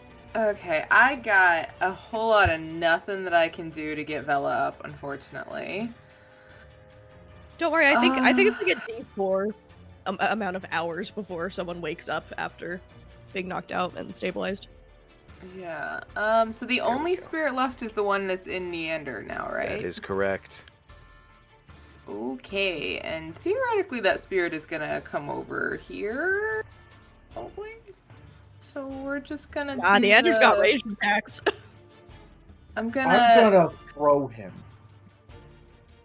I'm gonna come over I'm gonna come over by the door. I'm gonna try to lure and I'm gonna just shout. Cause I don't want to hit him with a spell and knock him out and kill him. Yeah. So I'm just gonna like shout and go like, "Hey, host spirit! I don't know how to get a spirit over to the door, but come here. That's her attempt. She is gonna just try to cheer. She doesn't know what she's doing. With your action, give me let's call this a charisma, with disadvantage. persuasion. The end of this encounter is wild, guys. So charisma. Yeah, charisma, persuasion. Oh no. Honestly, I feel like I should give myself disadvantage for. It would make sense, yeah. Stop it! Stop that!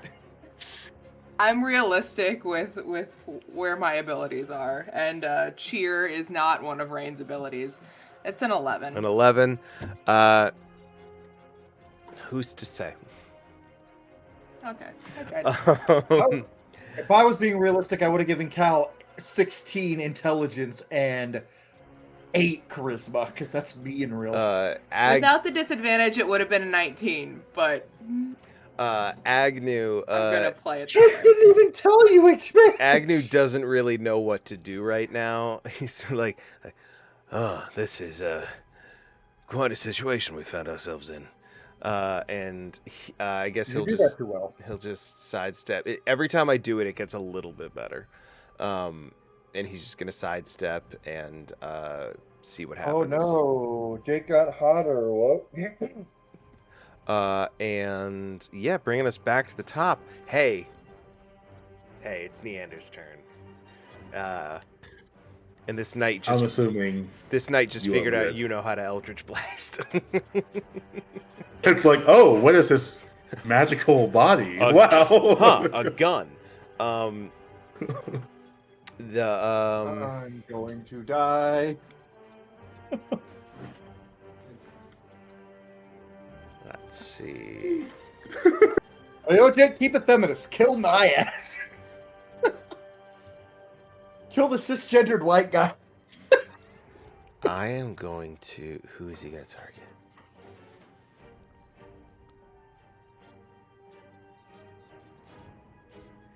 To be fair, Rain just yelled at him.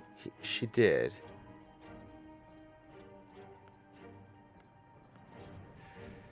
Huh. What a tricky situation. Spencer, I'd like you to roll. I'd like you to roll 1d4. A D4? Yeah. Okay. Don't make him do it. 3, 4, 2. 2. That's Rain. Please roll an Eldritch Blast attack against Rain. Yeah, so Rain, what you see, like, Neander's eyes usually Pom-pomming. are like, they're usually like white, but now they're like green, and he just turns and he points, and you just hear like electricity and like a sound of thunder as he what's about to happen. Not bad, yay! That's only which one is that one? Yeah, that's a 13. I don't think that hits. Yay! Yay! This spirit is not quite as familiar with your magic. However, given that this is the spirit of a knight with a task, you feel your body outside of your control move your movement towards your target to fulfill your duty, and we'll use your movement of 30.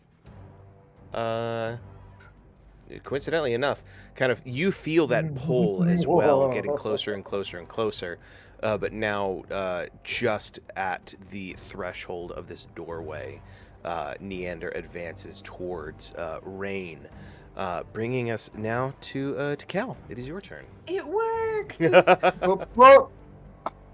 All right. So, Mal knows Neander really hasn't taken many hits, so he's gonna pull his axe back out, and he's gonna non-lethally slap.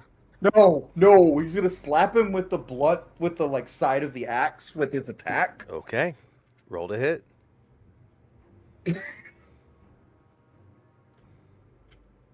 I'm so sorry, Spencer. That's a natural 20.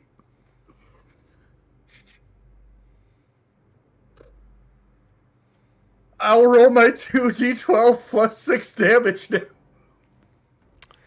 Now, Okay, I rolled bad on the first one. Okay, that is a total of 16 damage to Okay. the side of Neander's head with the flat of the blade. He had a 1 hit point left. now, I like who Epic Cal thinks he's being dainty and going pop, but in reality it's like a. now, It's not trying to kill you. It's non-lethal. unfortunately, a crit is a crit, and you guys really haven't gotten crit on that much. And whether by miscalculation or what,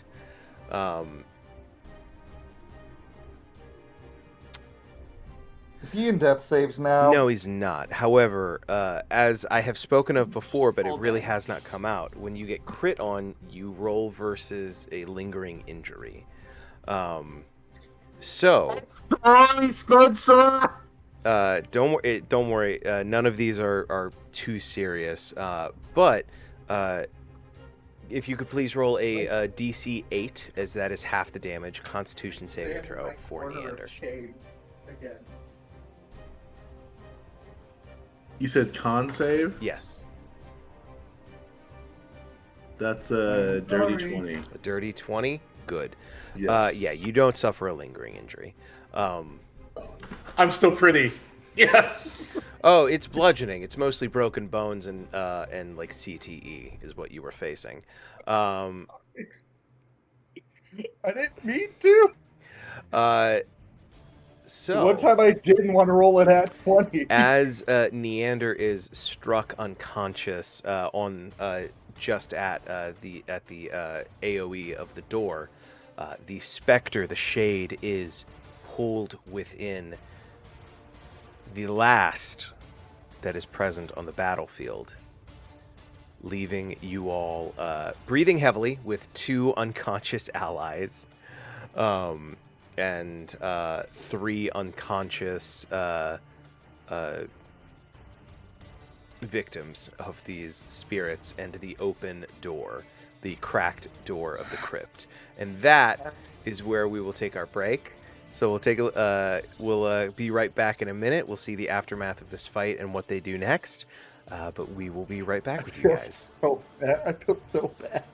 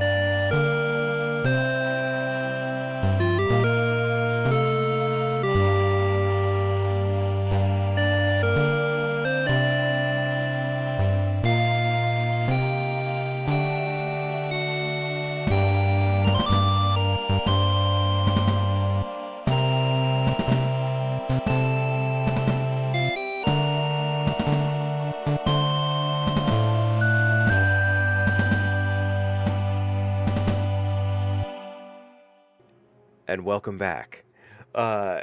So, we find ourselves in the lowest chamber of this watchtower, in the entryway to the crypt. At the southern wall is the not large, probably only about 6.5, 7 feet tall, but about 8 foot wide stone pair of stone doors that are open a crack with green light and smoke slowly seeping out.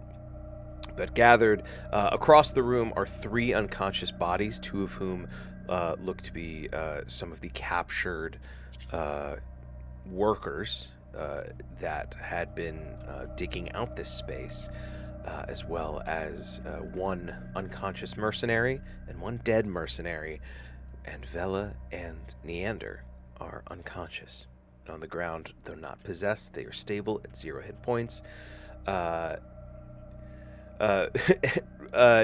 Agnew kind of leans down and just checks both of their pulses, and he just looks up and goes,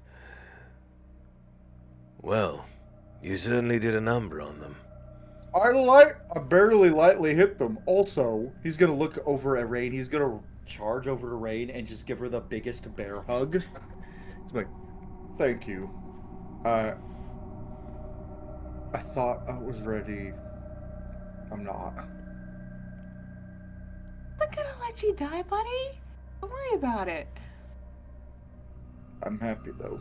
I got to see my brother, and then you brought me back, so I'm happy. And then he immediately runs back to the rescue. He's like, "Fuck! I didn't mean to hit him that hard. I'm sorry."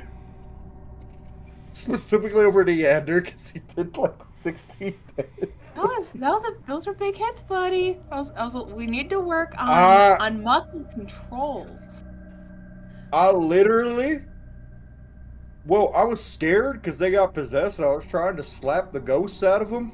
I didn't know if it would work. Apparently it works, because I slapped Vela, but also Neander's a little sturdier, so I figured he'd need a little extra pop.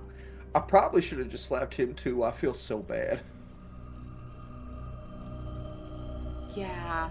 You're gonna have to apologize to them, given that they're unconscious. I don't think this counts. He picks up Neander, and he's like, "Oh, surprisingly light."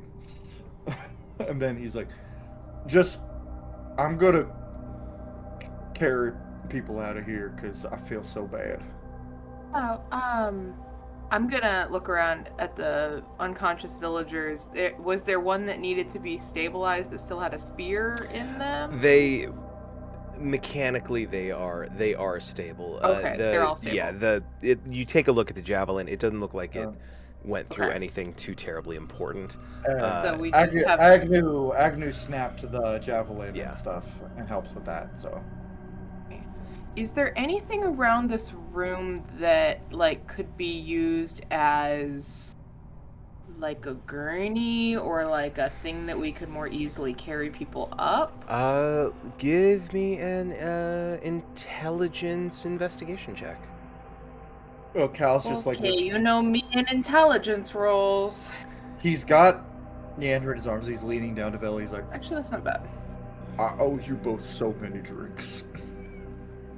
That's actually quite good. That's a 21. 21. There's some stuff you could probably rough together a stretcher to more effectively carry people. That is the word I was looking for. I'm with you. Not gurney.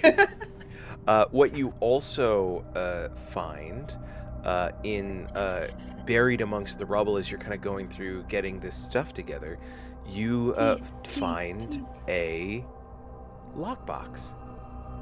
Okay. A very, very old, the iron bands around it are severely, they're still functioning, this thing is still a locked box, but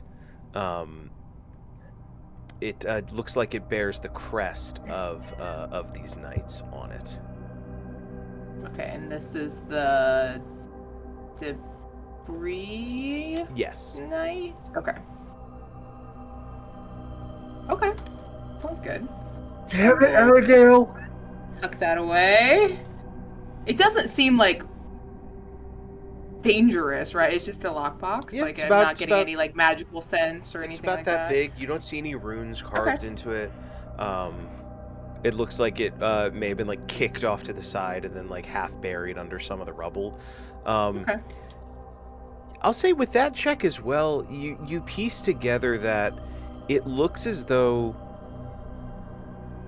the digging, you don't think they were digging to open the crypt. There's no markings of like excavation activity around the crypt. It looks as though they may have been trying to get into this room, and then through like removing material and like kind of destabilizing parts of the tower, that is what perhaps may have caused the door to come undone. They were trying to get into the room that Yes. that they ultimately ended up getting into. Yes. Okay. Is the crypt door in this room? Yes. So on that south wall, the threshold that you guys were at, about like 6 to 7 feet tall and about 8 feet wide, are these two like stone doors that are just slightly ajar from each other, and then there's that like just thin line of like pale green light and a little bit of that green mist kind of seeping out. And as you guys get a better look now, presumably like getting Neander's torch that probably dropped when he went down, there are a number of carvings on this door. It looks like a lot of them are runes in various languages. It's not hard to piece together that it's like a warning epitaph of this crypt.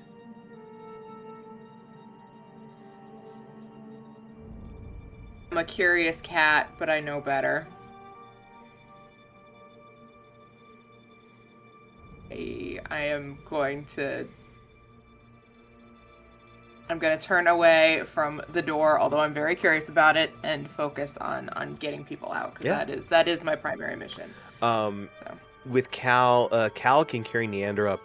Agnew will help you assemble a stretcher, and you guys can get Vela out there. It'll take you guys probably a little bit of time, but once you guys emerge, you see like a mix. You see the various people, the couple of mercenaries that were not killed, who seem to now just kind of be like, well, I want no part in whatever the hell all this shit is. And they are staying somewhat aside from the now rescued captives here, some of whom offer to help carry the other unconscious people up. But you do see, as I get to, there we go, the Tower Ruins Encounters page. I'm sorry, what? As you see, I'm dying, Jacob. what? On The encounter, I got scared. I'm sorry. On our final run down there, I do want to pull Gil out and ask him about that room that we are in. Yeah. About the crypt door. As you pull the skull out, you see the little pinpoint of blue light in the eye. He says, "Oh, you're still alive." We are, Gil. How are you doing? Are you enjoying the books? I am. I love a delightful children's story. They're good, right? They are, yes, and I haven't read these. Well, good. They're new, I think. Good, but new for you, for If sure. you all happen to go somewhere with a bookstore, feel free to pick up some other books, some other books to keep in your bags for me. I do enjoy a romance novel every now and then. I have all of my Me farming too. books. Okay, Gil, this room you can kind of see, right? Yes. Oh, yes. This room. You did live. Oh, congratulations. Yeah. What can you tell me about this room? I assume that that's the crypt, and past that is the necromancer body? Question. Yeah, well, somewhere down there. Let's see what we can recall, and we'll go ahead and we'll count this. I'm not sure. I don't think it got Okay. technically used last session. So I would like you to make a. I would like you to make a intelligence history check, and you will add a D4 to this as Gil is helping you out. Oh man, this dice is actually rolling well for me tonight. That's strange. So it's a dirty 20. A dirty 20. Yeah, Gil kind of doesn't necessarily like feed you the information, but he does kind of spitball with you as he kind of pieces together like the fragments of what he's still able to recall. Yes, this is this looks to be the sealed doors of this nameless necromancer. Presumably his body is interred somewhere down there, or at least his remains. They likely would have burned his body. But the crypt likely has some actual traps of its own, and that is where the real danger lies. But it does appear that carved into it is a warning of these dangers, not only of the wards set within, but also of the powerful magic, the sort of the stain that this necromancer is leaving on the earth, which, as you can see by the light and the smoke, seems to be, well, for lack of a more appealing term, leaking out of the crypt. Interesting. But they probably also would Okay. have, if I'm remembering correctly, they would have also kept other valuables in this room. Found one box. Do you know of anything else that maybe I should look for that might still be down here? It seems like they were trying to get into this room. Well, whether they were trying to get into this room, there could have been other artifacts, perhaps. Do you like fill Gil in on like the spirits you fought and all that? Sure. He goes, take me over to the remains of the ghost of the commander. As you Carry his can, little head over. he has like spatial awareness, but it's much easier for him to know what's going on when he can. I'm see fully it. imagining that like meme of like showing my cat things they've never seen in my house of like Yeah. Gil directs you to the range, and you Do see that with Remy. you see the very worn and decayed and like nearly dust remnants of this commander of the knights. But what you see looks to be in slightly better condition is that old broken hilt of the sword. And you see, set in the pommel of this sword is a stone that looks to have carved into it and like inlain with either like brass or gold, some kind of shine, in that spectrum of color. There is a stone that looks to be in much better condition than the rest of the hilt, bearing the carved crest of this order of knights. Okay. This is interesting, Gil. Thank you. Yes. I'm safe. It's safe to take this, right? Damned if I know. Okay, safe-ish. Let me tell you, if I had all my teeth, I would certainly be able to give you a better answer than that. That's fair. We will find. There's no chance that any more of your teeth are down here, right? You think that people sold them off? If I feel as though if my teeth were here, they would either be among the belongings of people or potentially over the centuries already have found their way around. Unfortunately, I can't sense my teeth. I wish. That was a follow-up question. I appreciate it. Cal is desperately trying to figure out a way that he can carry both. Well, so think it takes Commander and multiple Vela. as Rain, He's like, Well, he's freaking. He's like, As I'm the when sorry, you guys guys. first emerged, Cal, you carrying Neander, and Rain and Agnew with Vela on the stretcher, the various other survivors are now helping you extricate the bodies. So you are no longer doing this alone.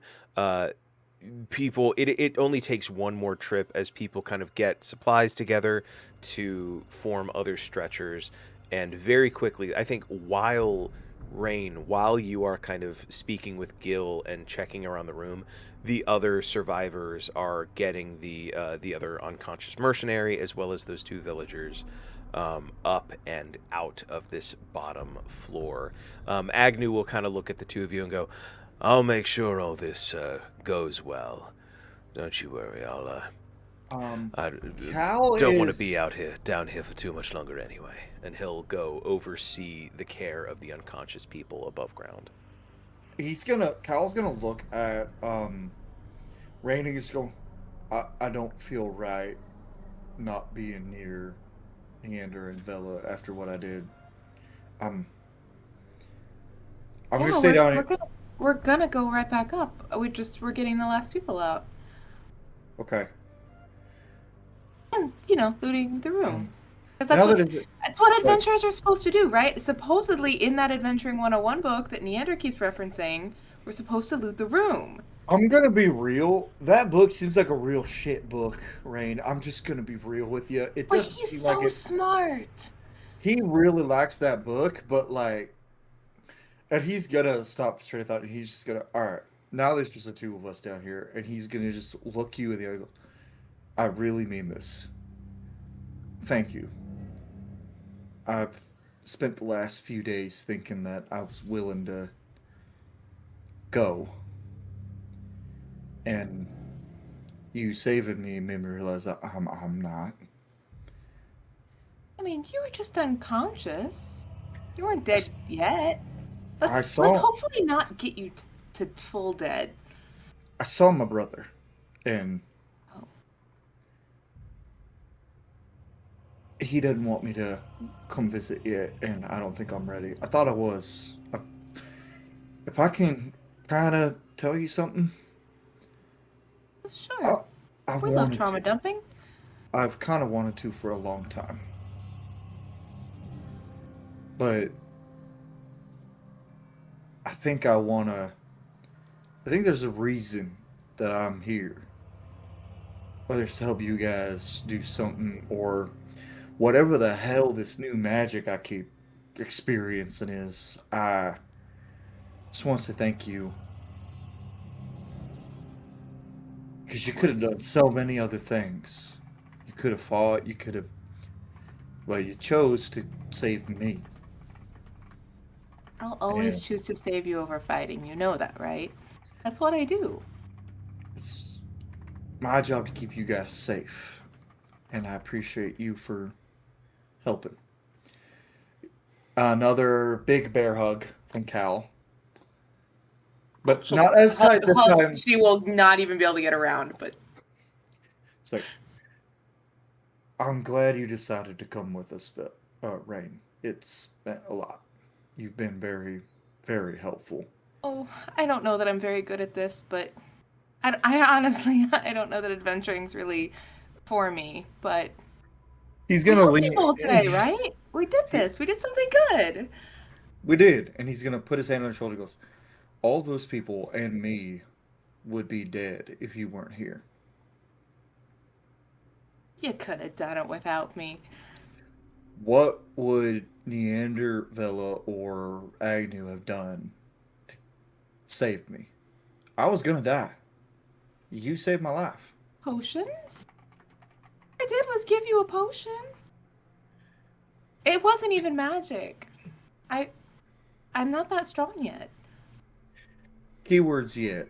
I have a feeling you're gonna be the strongest of all of us at some point. At the very least, the strongest of heart, because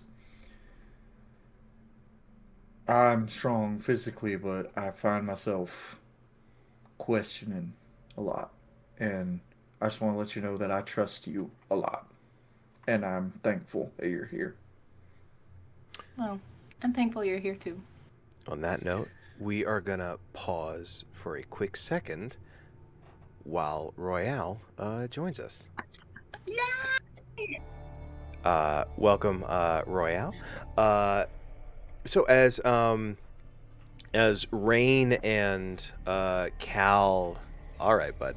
As Rain and Cal are down at the crypt entrance, having this moment, we're gonna pan up above the at the entrance, and we're gonna check in with Agnew. Agnew, as you are kind of overseeing these recently liberated captives, there's a few things going on up here. One, you see that a few of them have already begun like packing their things back onto their commandeered horses, wagons, carriages. It looks like a chunk of them are already starting to like prep to leave. And hopefully hit the road. Even though it is nighttime, it's like I'd rather get out of here than spend the night. You see that the unconscious people are brought up. It looks like the swordmaster Sir John that you guys had met has kind of taken charge of that. He's speaking with a lot of authority and a lot of experience as the unconscious people, Vela and Neander included, are made comfortable. People begin like providing what medical care they can, and you see that the half-orc man who had emerged when you guys had first gotten there is standing by him. It looks like this half-orc man might be like an aide or like a what might be called a Batman, not the Batman, but sort of his assistant, as you were, as Sir John is kind of directing people, and you see he's carrying himself with a lot of confidence. He with his one arm pointing people out where they need to go. This is someone who has seen the need for medical care quite a bit. But Agnew, as you see all this going on, there are a couple of people who were mercenaries who had kept these people captive. One of them is unconscious, and two of them are conscious. Off to the side, it seems that they are deliberately keeping themselves separate, and they look a little on the nervous side. They're very aware of the situation they're in, but they haven't caused any trouble. They've been helping, and they've been very cooperative. It seems like they may have realized they may have been in for more than they bargained for. But what is Agnew doing in this moment, as there's kind of this tizzy of activity under the rising moonlight? Say, Agnew, having calmed most of his nerves, and anticipating on going back into the crypt, is going to decide to see if he can squeeze information from said mercenaries and then speak to the half-orc to see if he can organize things a little bit more before he goes. Yeah. You see the two mercenaries, one of whom you recognize the lizard folk, the reptilian woman who had helped Sir John kind of barricade that room with some of the other prisoners. They're speaking to each other, and they're muttering, and the lizard folk woman kind of sees you approaching, and she kind of hushes, and they both kind of stand up a little bit straighter, and she looks at you and gives you a nod. Goes, "Yes, can we help you?" Agnew takes his hat off, gives a bow.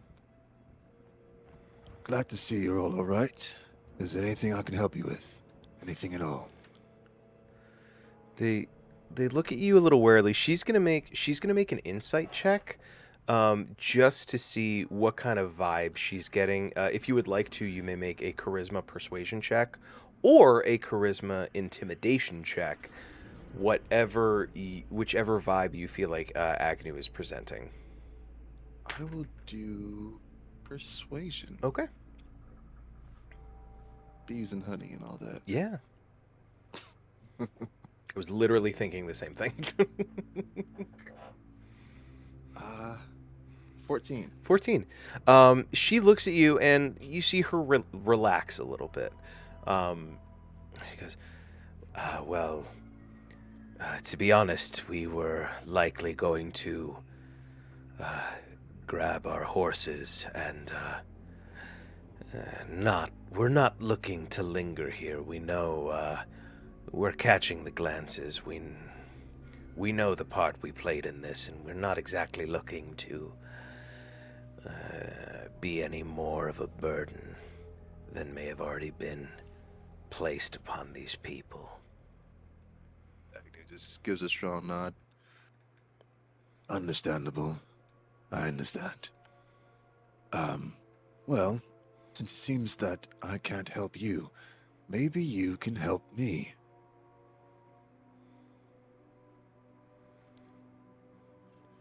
Depends on what you need help with. Agnew reaches in his coat and pulls out the coin of the mercenary off the body of the mercenary he got from the crypt. Gives it a little shine in front of him. How many of you are there? I found this in one of your friends. They recognize the crest, and they go, oh, well, we only had one, or I think there were only one or two that came from the bilge water. If you have that coin, I'm assuming one of them is probably dead. But we're a little far inland, so they were doing their trade on the river before before opportunity dried up. That means I've missed them. Well, I mean, spend enough time on any of the rivers and you'll run into some of the inland bilge water, but seems like you know as well as I do that they're much more active on the coast. I'm aware. We have our mutual acquaintances. It's a safe word to say.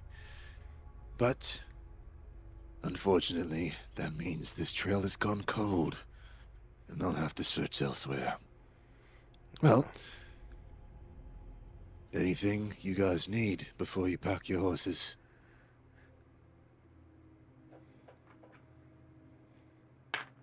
Okay. The other mercenary, did I not loop the queue? Or is it just... I'm just hearing Anyway. Skyrim music over and over. Okay. It's quiet in my ears, don't worry. I'm just like, we're in Skyrim music territory, my man. Yeah. The other mercenary who is standing there, they look to be what are they? Yeah, they're a tiefling. They're an infernal plane touched. And they kind of go, well, for what it's worth, one of those fellows, we got to talking a little bit, and I can't say we were sharing each other's full stories, but, let me pull up the map so I can give you the accurate information. There we go. I heard one of those fellas say, that he made his way in from the coast through Corehaven. That's where he started picking up mercenary work. So, if that gives you anything to go on for your trail. That just officially made this case not cold. I appreciate your efforts and your worry. I'm gonna go check on our friends. You all Stay safe. We'll be making ourselves scarce as soon as we can. Yeah. Good luck finding your associates. Good luck surviving.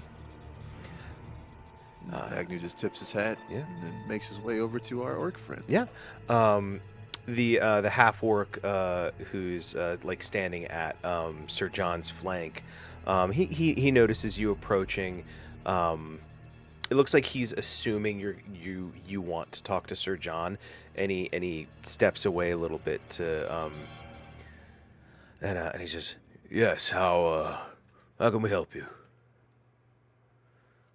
Just making sure everyone's all right before I head back down. Excuse me, I'm building the moment.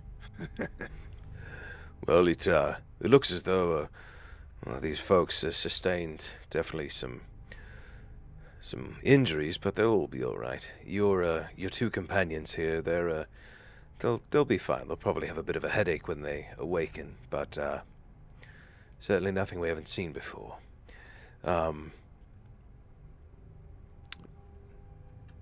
Sir John seemed to be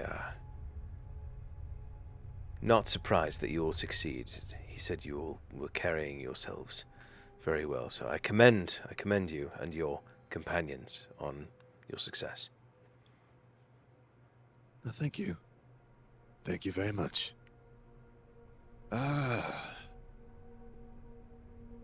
Well, looks like I can trust them in good hands. Then Agnew takes off his glasses and his hat and then places them down. Just insurance to make sure I come back for these.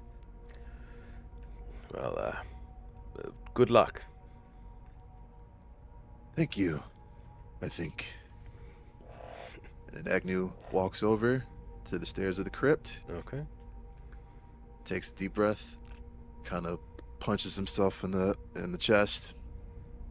Okay. Round 2.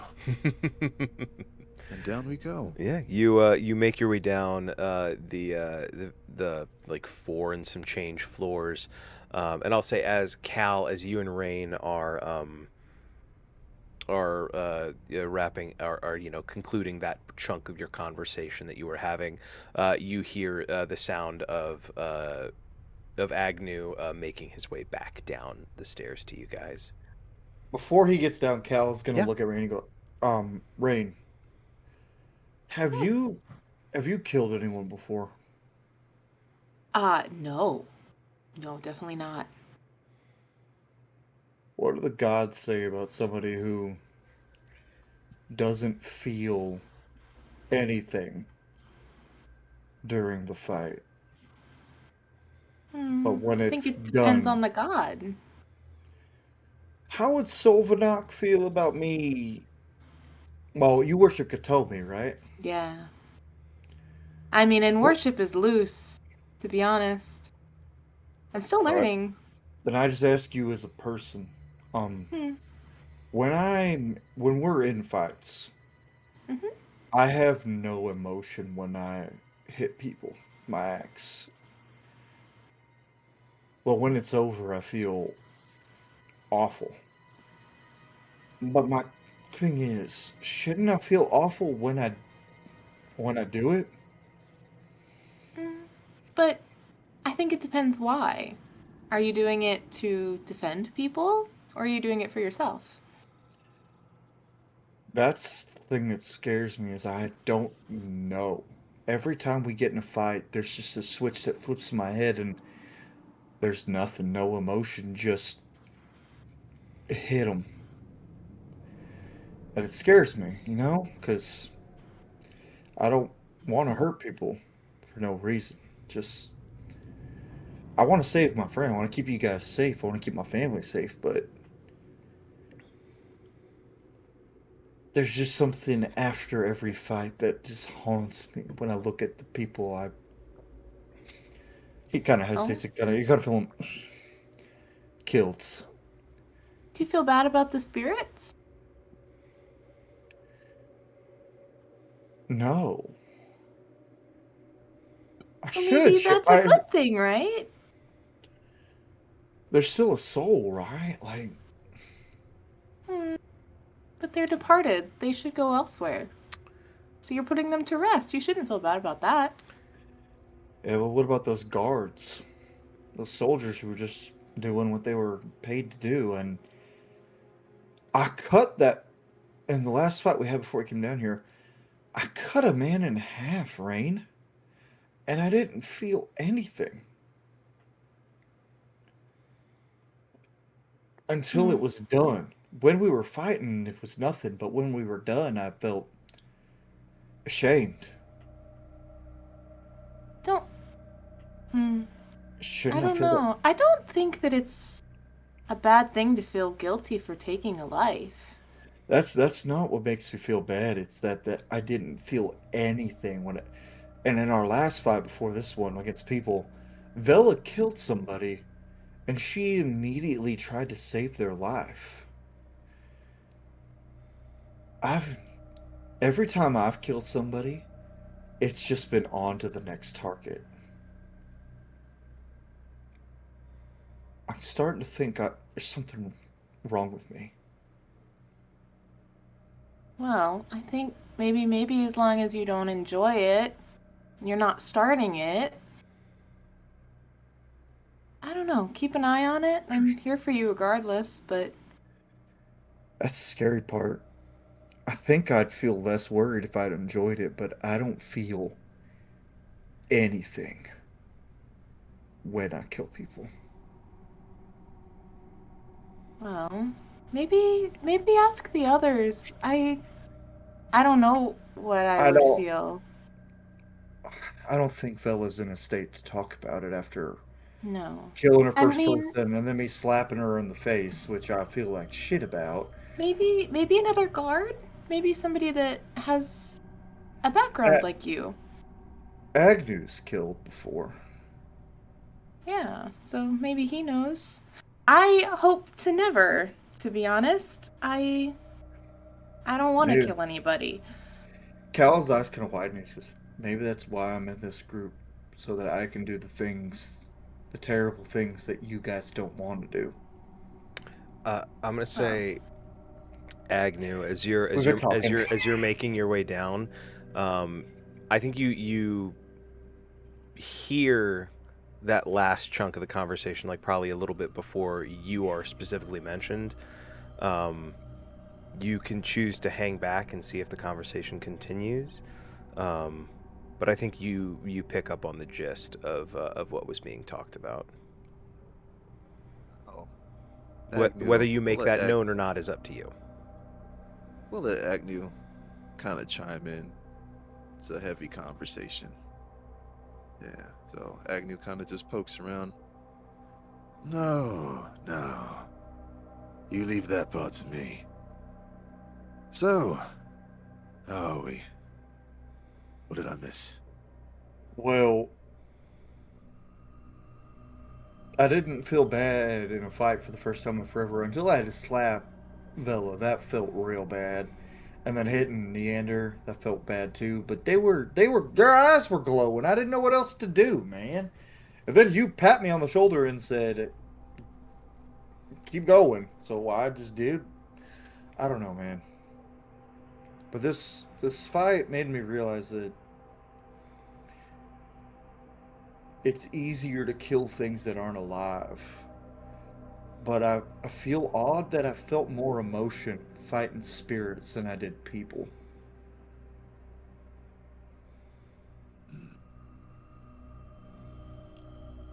Well, since it's my first time fighting spirits as well, killing twice does feel weird. But, not to be rude, I was eavesdropping, if you will. I Let's guess. just say you're in the best spot. You don't necessarily need to feel my opinion, of course. It's best not to feel sometimes. But I'd say You're in the right direction. You're a natural protector. Everyone feels safe around you, and you want people to be safe. Nothing wrong with that. Now, if you ever feel hatred, if you ever feel rage, you come to me. Leave that part to me. But for now, as you're feeling heavy, just remember it. All these souls, we don't know their names, for their sakes. It's the nicest thing I think anyone can do. History can be cruel. The days can be colder. And time likes to play with the soul in their own funny way. But as long as your intentions are good, I say no one would ever sniff their nose at that. He's gonna think long and hard about it, and then he's just gonna look at Agnew and just go, I meant a lot. Thank you. And, hey, he's gonna slap you on the shoulder. You just gave me the best birthday present I could ask for. Thank you. You helped me a lot. And if you need anything, I'm here for you. Both of you. He looks over at Rain. You saved my life, and you might have saved my mind. Anyway, I'm gonna go check on Neander and Vela. Y'all are better at looking at shit than I am, so I'm pretty fucking useless looking at everything down here, so I'll make sure everyone's okay upstairs. He's gonna pat Agnew on the shoulder and just nod at Rain, and he's gonna walk up the stairs. That was great, Agnew. Agnew's gonna try to shrug off the strength of, of the tent. Cal is incredibly hurt right now, and he lost half his max HP to a hit. Yeah. So you expect it to be like a big paw, but it's like a normal pat, and he's just like, I'm gonna go upstairs. Okay.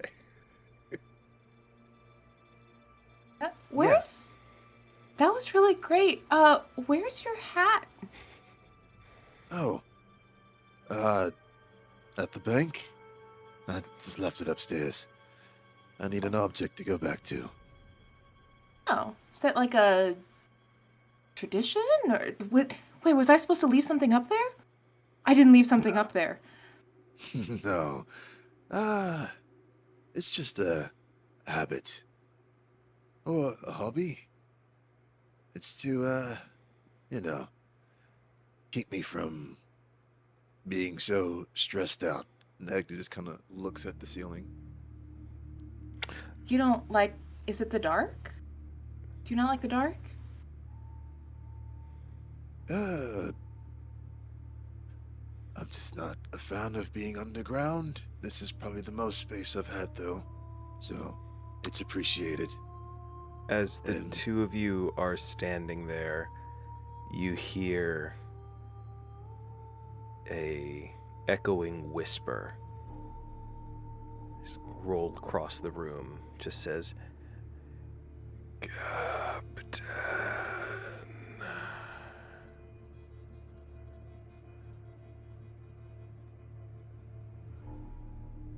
What does it say? Appreciation redacted. Wait, I missed what it said. I think my thing cut out. Well, it says it again. Good. And again it goes, Captain. Saying Captain. Okay.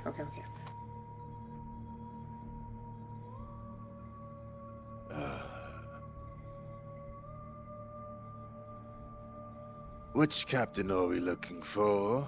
Agnew just kind of shouts into the void of the room and sheepishly looks around.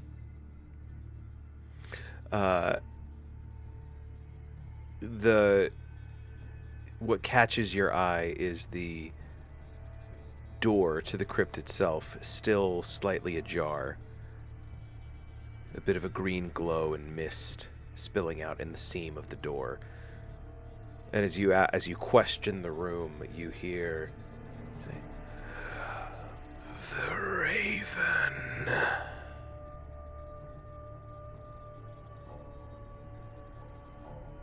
Now that's not very nice.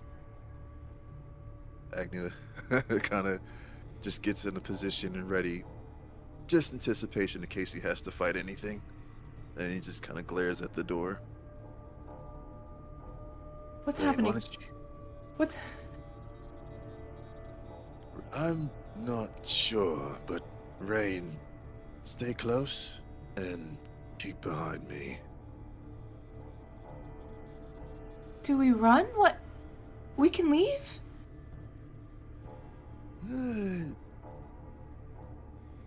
I may need to open that door as much as I don't want to. No, I don't think we should open the door.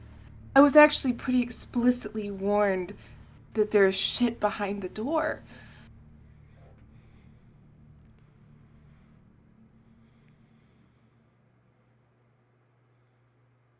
Now, only 3 people know about the Raven. And if the Raven is called, the Raven must answer.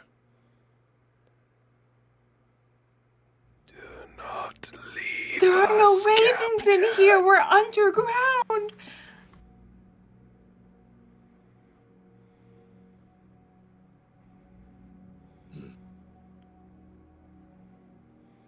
Rain, how much do you know of, the Lady of the Moon?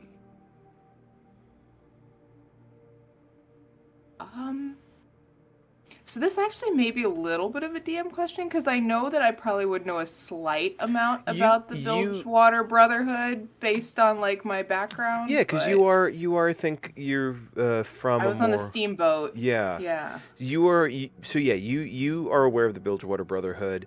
Typically, they operate on the sea, but there are river pirates who operate under their banner. They're like it's a loose alliance. You know the blurb that got posted. And as far as the Lady of the Moon, Sinuna, the goddess of night, you know more than the average person because of your clerical training. A little bit. What specifically?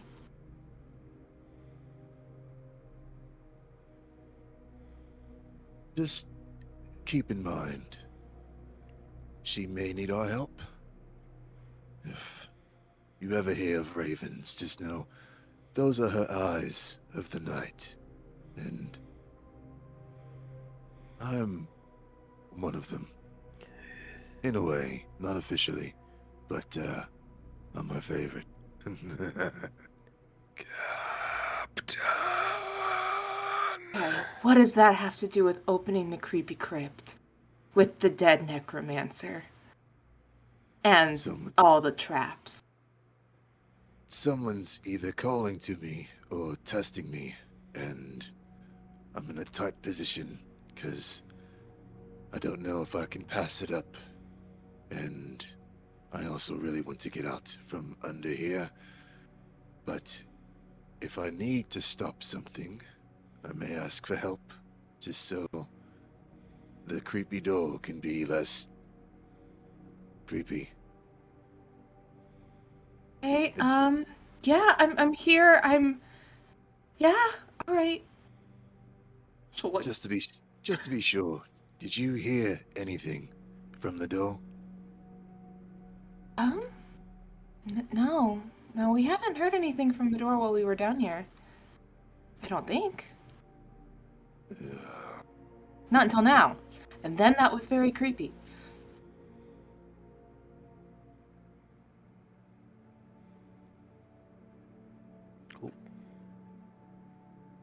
Agnew's just kind of trying to just take a deep inhale and exhale.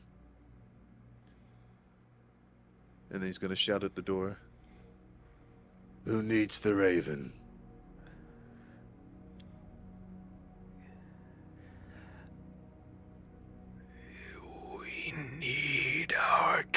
Captain, do not leave us.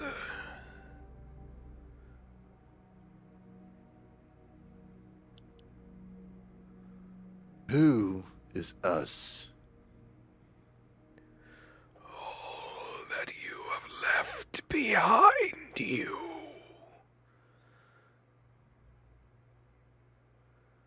He just swiftly turns around. Swiftly turns around, just looking all around the room. Does he see anything? Or is this just... Give me a wisdom perception check. Oh, man.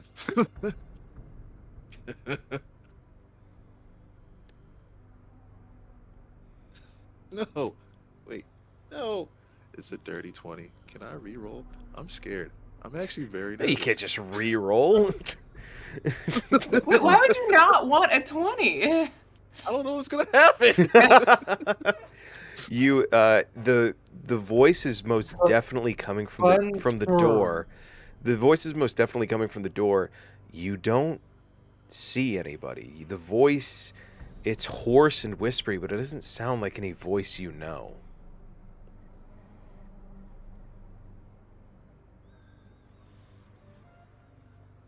Agnew's gonna kind of give a test. Are you looking for Agnew?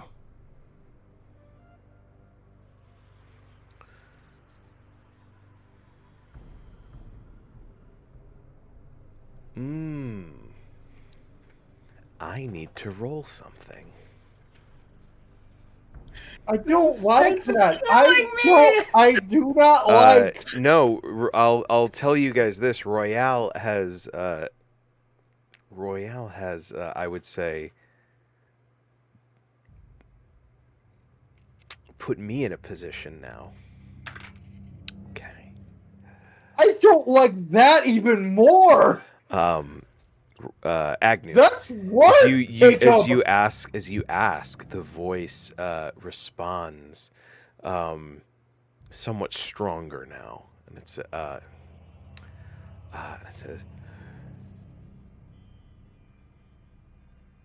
"Oh shit! Hang on, phrasing."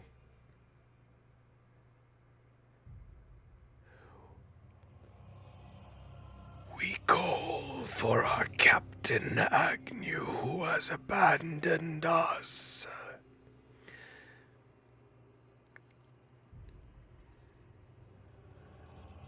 Agnew kind of chuckles. I haven't abandoned anyone. So, who are you? The souls of every damned Spalo who you lost to the brine. Oh, that was me. Oh no. Hey, Rain, let's do a check. We might need some help. Rain, run away. Run away. Brain will back up. Like, Agnew who are you? Why are you here?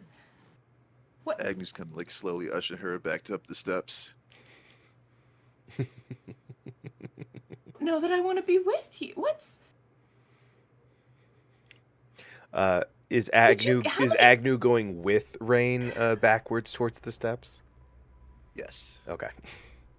But he's got his eye on the door, just walking backwards. She's following grudgingly because she's scared of both the door and him. So she's just.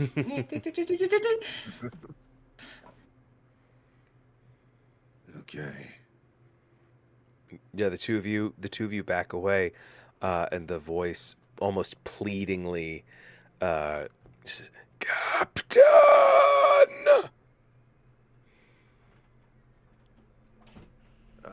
Before he leaves,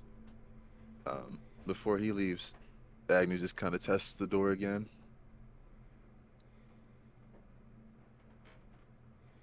What's the name of your captain? Yeah, that'll carry over as the voice says, "You know us, Captain Agnew." Agnew asks again. No. What's the name of the captain?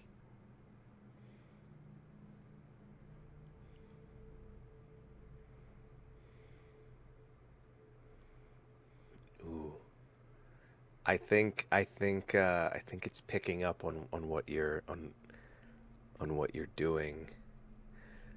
And the voice changes to a less pleading tone and a much more spiteful one. As it says, "Soon enough, you will join the shrouds and shades of the Vela."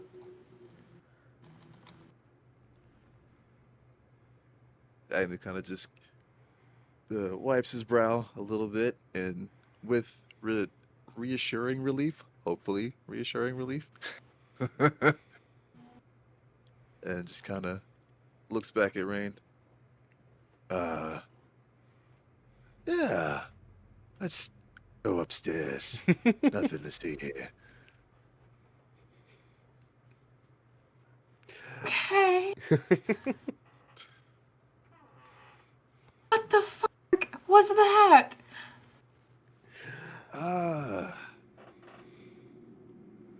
Well, let's get everyone together. I think might be time to share what I can tell. After you. She will go up, but she is walking backwards slowly. The two of you make your way up the stairs. You don't hear the voice anymore. Cal, you had gone up the stairs before them, so there's several minutes where you are up there. What is Cal doing? You see Sir John kind of facilitating things. Vela and Neander are laid out. They are made comfortable, and they are being tended to. He's helping where he can, like wherever he can be of help, but still keeping an eye on Neander, Vela, and the farmer girl that he recognized, making sure that they're okay. Yeah. Actually, no, we're not gonna waste that. Cal wants to, but he was gonna pour a healing potion down one of the throats, but only Neander has the healing potion. He's not gonna waste that, so he's just like sitting there waiting for them to wake up, and he's helping Sir John where he can, like increasingly getting slightly suspicious of how long Rain and Agnew are downstairs until they come up, and then Yeah. he's like, "Oh, okay, cool. Everything must be totally fine and okay." Is how Cal is thinking. He's like, everything totally okay with those two. I think over the course of this time, given that the two of you are receiving direct medical attention, and through what is essentially a group medicine check over an extended period of time, Neander and Vela, the two of you, one after the other, do regain consciousness. You've got horrible headaches. I'm so sorry. I'm so sorry. But you are up with 1 hit point to each of you. So I'm gonna just tell y'all what happened. You both got ghosts up your nose. As you begin talking, Sir John puts his hand on your shoulder and just goes, "Give them space. Let their minds and heads recover." I need to apologize so badly. But you don't have to do it right now, son. Oh, well, I'm still gonna stay right here, make sure they're okay. I'll shut up. I know it's hard for me to do, but I'll shut up.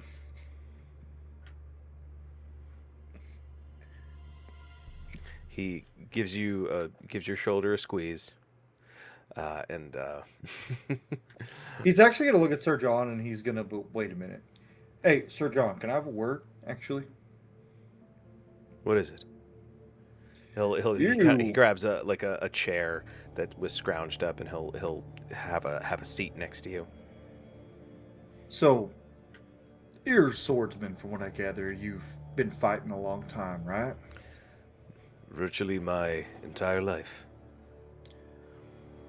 When you kill people, what do you feel?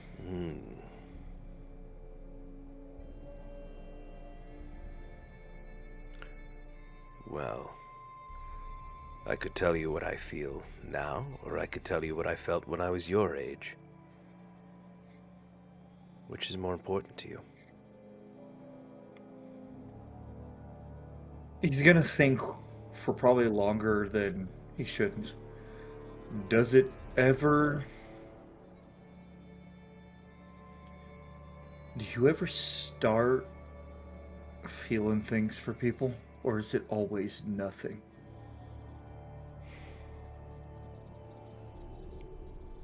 His facial expression softens immensely.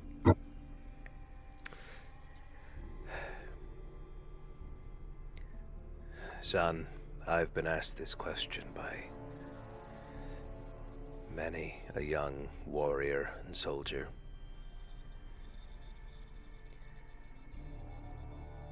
And I will give you the same response I give to them. Do you truly believe that you feel nothing?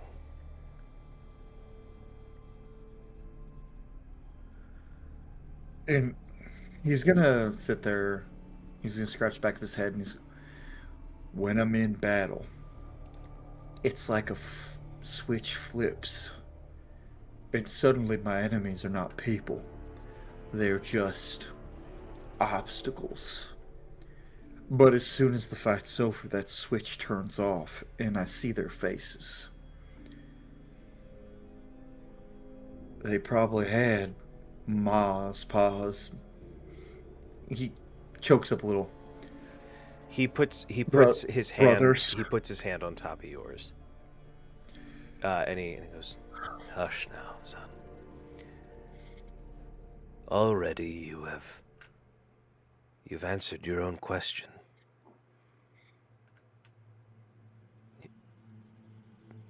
Do not fool yourself into thinking that you're feeling nothing. A simple way to put it is you're simply feeling it later.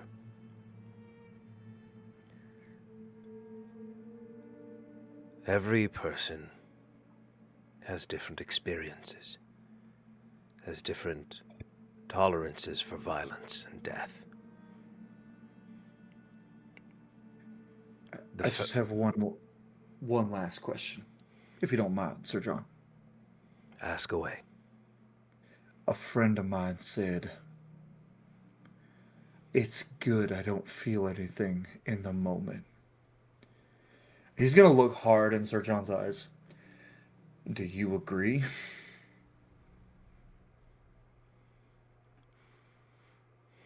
Unfortunately, it's not as simple as agreeing or not.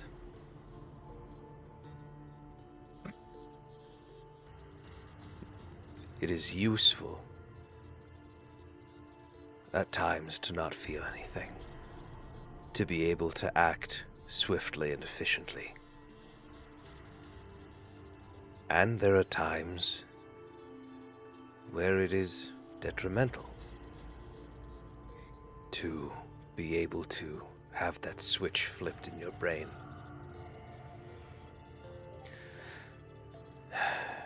It's... You said Calivor, yes? Yeah. Calivor, you are at the beginning of a very long and very complicated journey. My hope for you is that you never rejoice in the killing of another, in the taking of a life, but nor do you carry the weight of the dead upon your shoulders. They will burden you. And you have to accept that there are times where life is taken. And Well, guess it's good news on that front. There's only 2 people I've ever wanted dead, I've ever wanted to see die. The first is whoever killed my brother, John.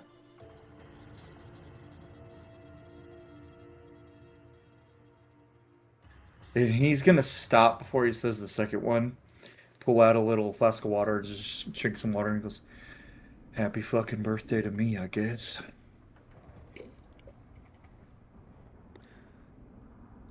how did your brother John die? He was a soldier in the King's army, and he got called to deal with a bandit ambush right around this tower. All that came back of him was his armor and his sword.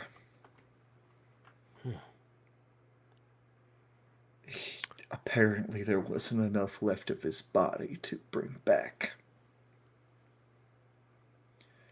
I was hoping I'd find something here, but I haven't found anything. Unfortunately, this is a dangerous road. Many have met their end here. What is your surname? Helmson. Well, Calivor Helmson. Calivor Helmson, I know a great many people involved in a great many aspects of the various conflicts around this nation. I'll see if I can find anything out about what may have happened to your brother John. In the meantime, and he reaches into around his neck, kind of tucked under his tunic, and he pulls off a necklace that has a crest on it, and he hands it to you. He says, "Hang on to that. As I said, you are at the start of a very long and complicated journey, and with the feelings you say you're having, the regret and the guilt, I'd say you have the makings of a wise and good man within you. And many of your skills and attitudes will need to be honed as you move forward. That is the crest of a sword master. If you find yourself in a city, you may go to one of the noble houses, and that should at least get you a conversation with the house's swordmaster if you need counsel." Thank you. Can I show you something? I promise it's better than what I've been telling you. Son, you are not the first young warrior to ask these questions, and you will not be the last. He's going to pocket this, and he's going to pull out the little locket around his neck and click it to a picture of him when he was about 8 years old. His little sister when she was probably, when she was probably like 2. And their big brother holding both of them in a big hug. This is why. So that no one else has to lose this happiness that I felt when I was a little boy. And so my sister, so that she can live in a happier world. But I guess if I have to kill bad people, to make sure that good people can live happy lives, I guess that's just something I'm willing to do. Closes the locket, puts it back around his necklace. Thank you, Sir John. Between you and my buddy Agnew, you guys have really helped me think a lot in the last couple minutes, and I appreciate you. You actually remind me a lot of my mentor back home in Hollyhead. Well, Our guard captain, he's a noble sort like you. I don't think lineage-wise not the same, but oh, don't worry, son. The Beelan house is not exactly in the upper echelon of nobility. Well, what I meant was, you seem like you got a noble heart, and you're willing to help people. You're the kind of sort that kids like me looked up to. He's gonna pat the big Earthborn on the back. Just go, thank you. You're welcome. And do not stop asking these questions. I'll do my best. Um, And Vela and Neander are awake, right? Like they've been coming to this whole time. I would say that was a long conversation. I would like both Neander and Vela please give me wisdom perception checks. I'm gonna say a DC 14. To see. I would like I as a player, I would like one of them, at least one of them, to overhear that I didn't give the second name of the person that, of the other person I want dead. Yeah. Okay. 17. Yeah. Ooh. I don't That's think a Vela's gonna 13. eavesdrop on a private conversation. That's not. Yeah. I would That was say 13, while like, you, yeah. I need someone to ask him about Well, it. here's the thing, That's Vela. not While included. not That's not actively Okay, fine, eavesdropping, Vela, this conversation is still happening like right next to you. So while you're not paying attention, you do still inadvertently kind of cannot help but overhear. I'd say with it does stick out to you that one thing of notice he did say two people. He only mentioned one, but. As And Sir John this leaves, is can when Agnew and Rain emerge. as Sir John leaves, can I utter one thing, attempting under my breath? I Yeah. can roll a stealth check if you want me No, to. it's okay. As he looks at the locket, I'll see you soon, John. Just not yet. And Rain and Agnew, you see Cal sitting by Neander and Vela, who look to be less than unconscious at this point. Cal's got a couple tears in his eye. He wipes them as he sees those persons. Hey, you all find anything out down there? He talks to spirits. Some weird shit happened down there. can we keep it down? I'm like, I have this raging headache. Oh my gosh. So I need to say, You I need miss to, so much. Oh need god, to- everyone's yelling. Rain. It's bad. Cal's gonna talk quietly, but he's not actually gonna whisper. He's gonna talk at the same volume, but in a whispered tone. So, you two got possessed by the ghosts. They fucked your brain. Yeah, don't. No, nobody fucked our brain, but there was weird shit that happened. Hold on. I saved y'all by slapping you in the face, Vela. I'm real fucking sorry. I couldn't think of anything else to do. And Neander, I slapped Vela too hard, and I didn't want to slap you as hard, so I tried to nudge you with my axe, but I slipped and I hit you real fucking hard. I'm so sorry.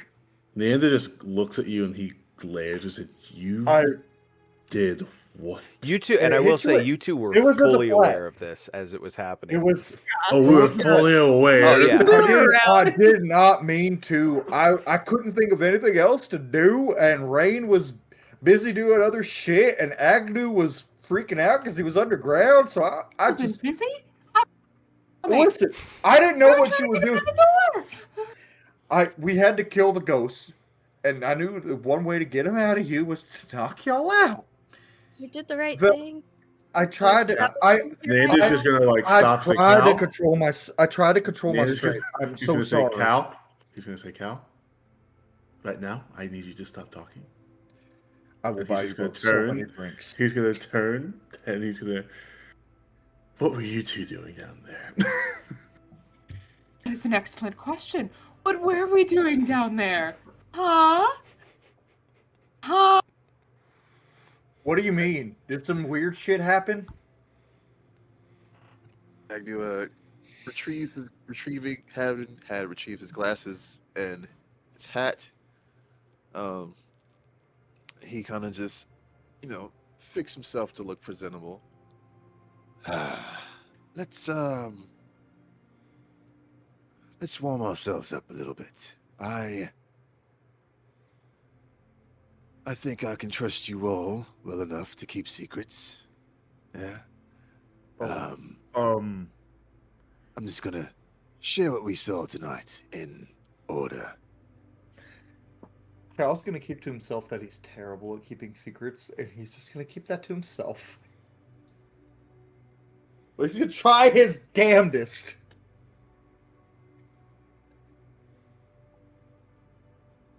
So Agnew's gonna work his way over to where the other, like in a section away from where the other settlements were, Yeah. and he's gonna kind of, beg everybody to come along so they can sit and listen. Neander's gonna like go to Vela and like offer his arm and says, we'll help each other out as we walk over. That's a good idea. As you guys walk by, Cal just mutters again, "I'm so sorry. I didn't know anything else." Not now, Cal. Now. He feels so bad. He feels so awful. He's just gonna sit next to Rain because he knows Rain still likes him. Side-eye. I'm side-eyeing everyone in this goddamn party right now. Cal can- No, Cal just no, has a- Neander and Vela are fine. We were Those two, sleeping. though. Cal just has a sacrifice complex, okay? Clearly. Neander's gonna make sure like Vela is good. He's like, "Are you good?" And Are you good? yeah, he's gonna sit next to you, and he's just gonna look at Agnew and just like expectantly, like, "Hey, what are we doing here? Why is Rain freaked out?" So, early on our way in, I found one of these. And he pulls out the coin. This little trinket here is from our friends of Bilgewater. Now, I don't know how they got this far, but just know they may or may not be looking for me, and I may or may not need their help depending on said situations. Now, past our little pirate friends, the door. I was baited and almost fell into a very nasty trap. Among ears, Rain heard of the Raven, and for you all, That's a bird. I only... Yes, a bird. This particular bird, yes.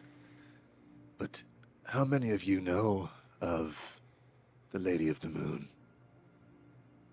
Question, Jake, since Cal does worship Solvanok, the god of the sun, would he also know Oh yeah. anything about I mean, Sununa?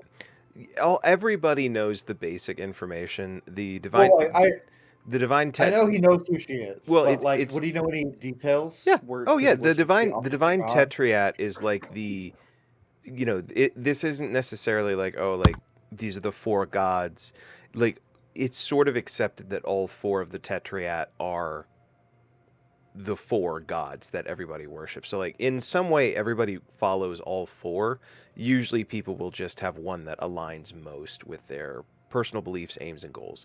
So as far as like knowing about the Lady of the Night, like all of you know, Sununa, goddess of night, secrets, the moon, and the sort of cultural view is that she is also the goddess of less savory things that happen at night, is sort of one of the ways she is most commonly perceived. Oh shit! You worship the party god. No, that's actually that is the Twilight. That is the lady. I'm kidding. Just go, okay, I worship Solvanok, but I know a little bit about Sununa. She's kind of his counterpart in a few ways, but I feel like there's more than just you worship her. What's the deal? I worship her. I know some stuff. I know about her. Well, I feel like Agnew's got something more than just like worshiping her. I was On the- answering Agnew's question. Oh, sorry. I was just gonna go. Do you worship her, or is it something else, Agnew? Without filling in too much, I'm one of her favorites. She is, of course, my patron, and I am one of her many ravens. Oh, so you're definitely not a cleric.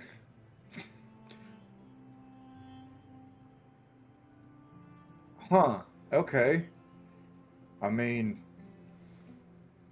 the moon is just a counterpart to the sun, so I don't see any issue.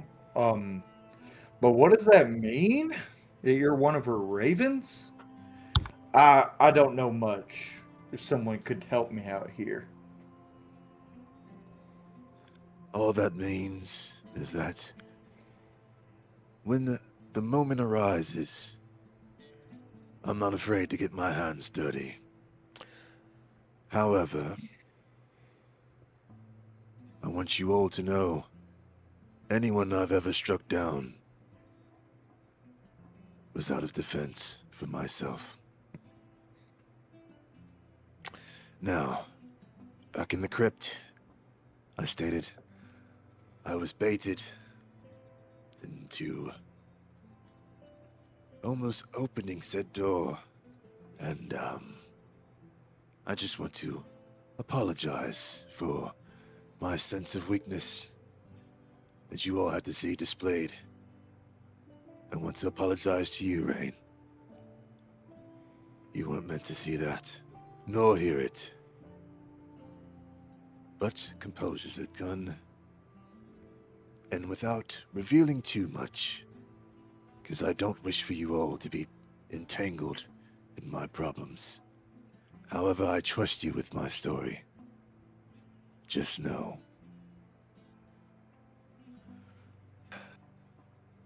The Council may or may not get in our way of our journey.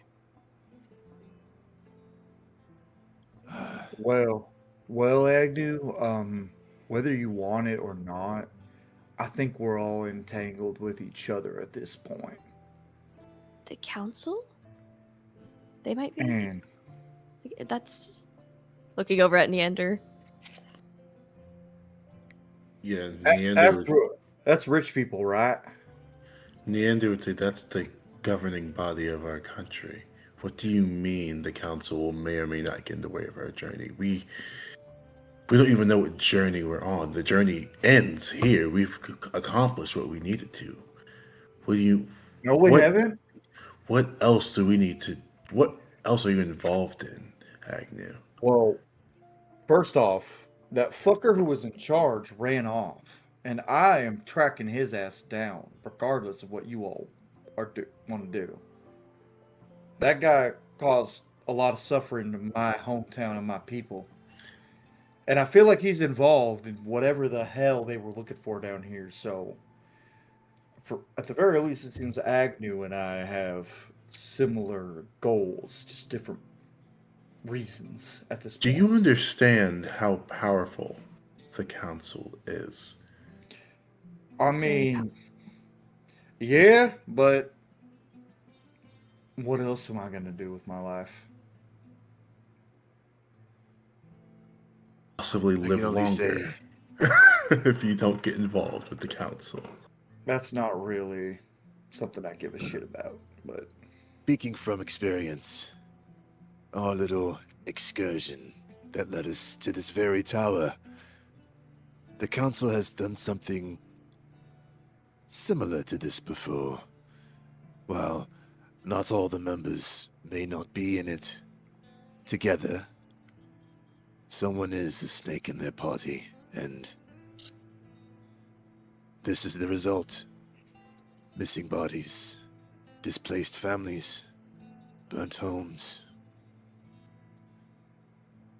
And I am indeed a stone in their way, which is why I apologize. you've been I would like Neander. If you could please give me an intelligence culture check, and you, because of your background, you were going to make this roll with advantage. After what Hang on. Agnew just said. Oh, sorry.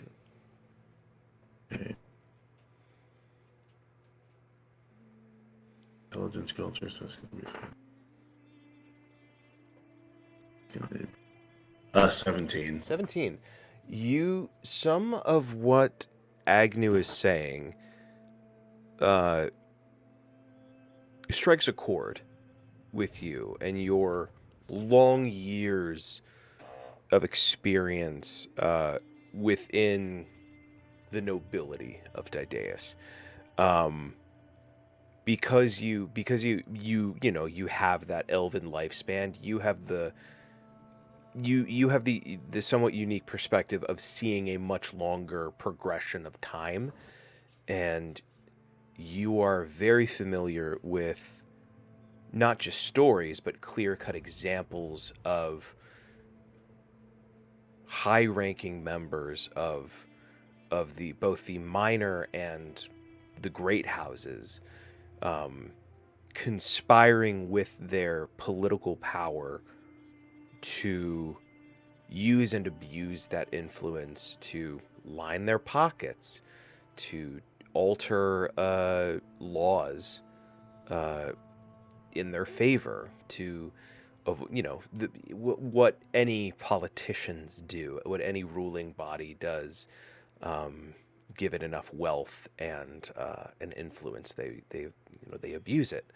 And I think some of with what Agnew is describing kind of remind it. I think you're kind of picking up on some of the themes he's talking about, and the people who get in the way of the powerful and the influential. Yeah, there's just he just has that like chuckle. He just chuckles like in disbelief, and he's gonna say half to himself, half out loud. There's a reason I abdicated my right to lead the family centuries ago for this exact reason. Now I'm just tied back up unknowingly. I wanted to go on an adventure, and here I am in the midst of a raven trying to use a stone in front of the most powerful people in the country. And we have a little lad from Hollyhead who wants to force his way through the most powerful people in the continent. And he just laughs in disbelief. Vela, has been, not, scooching forward, but, it's been leaning forward and goes, "Have you worked with any adventuring parties before?"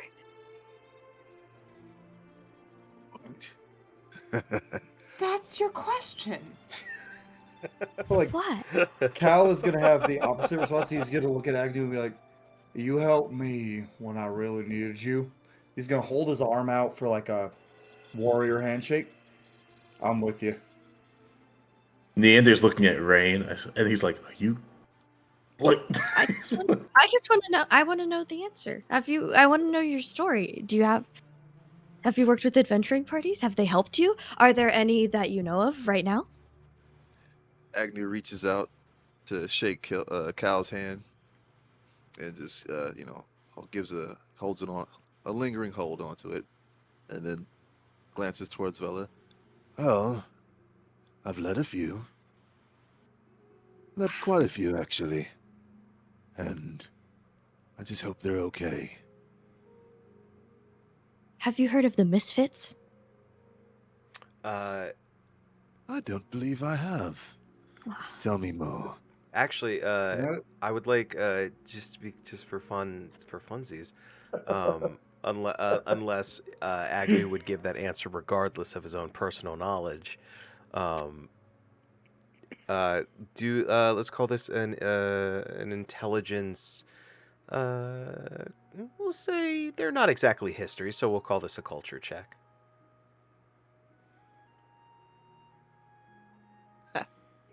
Cal's gonna turn 18. his head to Neander and be like, Hang on, what was the total? 18. 18. You've heard of a party called the Misfits. Not super active these days, But certainly, you've certainly heard quite a few tales of their exploits. Well, I've never met the Misfits. I've heard of rumors. Never knew if they were real. Then again, I might be the same for them. But from what I've heard, quite the adventurous group. Very They regal, are. in a sense. Do you know of the Misfits? I do. Hmm. I'm looking for them. Well, nice to know we're looking for our friends together. Then Charles gonna whisper to Ender. Is it misfit just another word for weird people? Because I think we're all fucking weird. Neander's just gonna. It's the name of the group. We do not know why they chose Misfits. But yes. Are they all weird? Yes, they are. Okay. I you mean, all have the your best, answer. all the best people are a little weird. So, But look they're at really us. cool and super powerful and can help with anything. So if you guys need help, then finding them would be great because they could do anything. Can they bring back someone who's been dead a long time? Oh, let me check on that. If you answer this a certain way, Cal is going to be way more motivated to find them. My dad might be able to. I'm sorry, you're what? My dad, my father. Well, I don't think he can do that actually. Oh. I But we just should still realized find them. They something. can help us. It's okay. We don't know anything about each other. You said your father may have the power to bring someone back from the dead. I don't think he does. But he's powerful. That's He's okay. part of the Misfits. I have other ways to see my brother. We have a guy who just told us he may be in the way of the most powerful group in the nation. And we have a warrior who somehow has healing. It seems out of everyone What? here, Rain and I are the most normal people here. Am I getting that correct? I'm a farmer. Your eyes glow. They do? He's never seen them glow. He has no idea his eyes really glow. Wait! Neander's just jotting in his notebook. I'm surrounded by idiots. And that is where we'll call the session. You guys are in a safe place. So from here we'll move into you guys getting a long rest, and then we'll pick it up. After that, you are in a safe place. You are well supplied, which also means, as you guys long rest, you are now level 2. Yes! So we'll in a moment we'll go through like rolling hit points and just checking in for leveling up. So be sure to tune in at some point when that gets posted. But for now, thank you so much for joining us.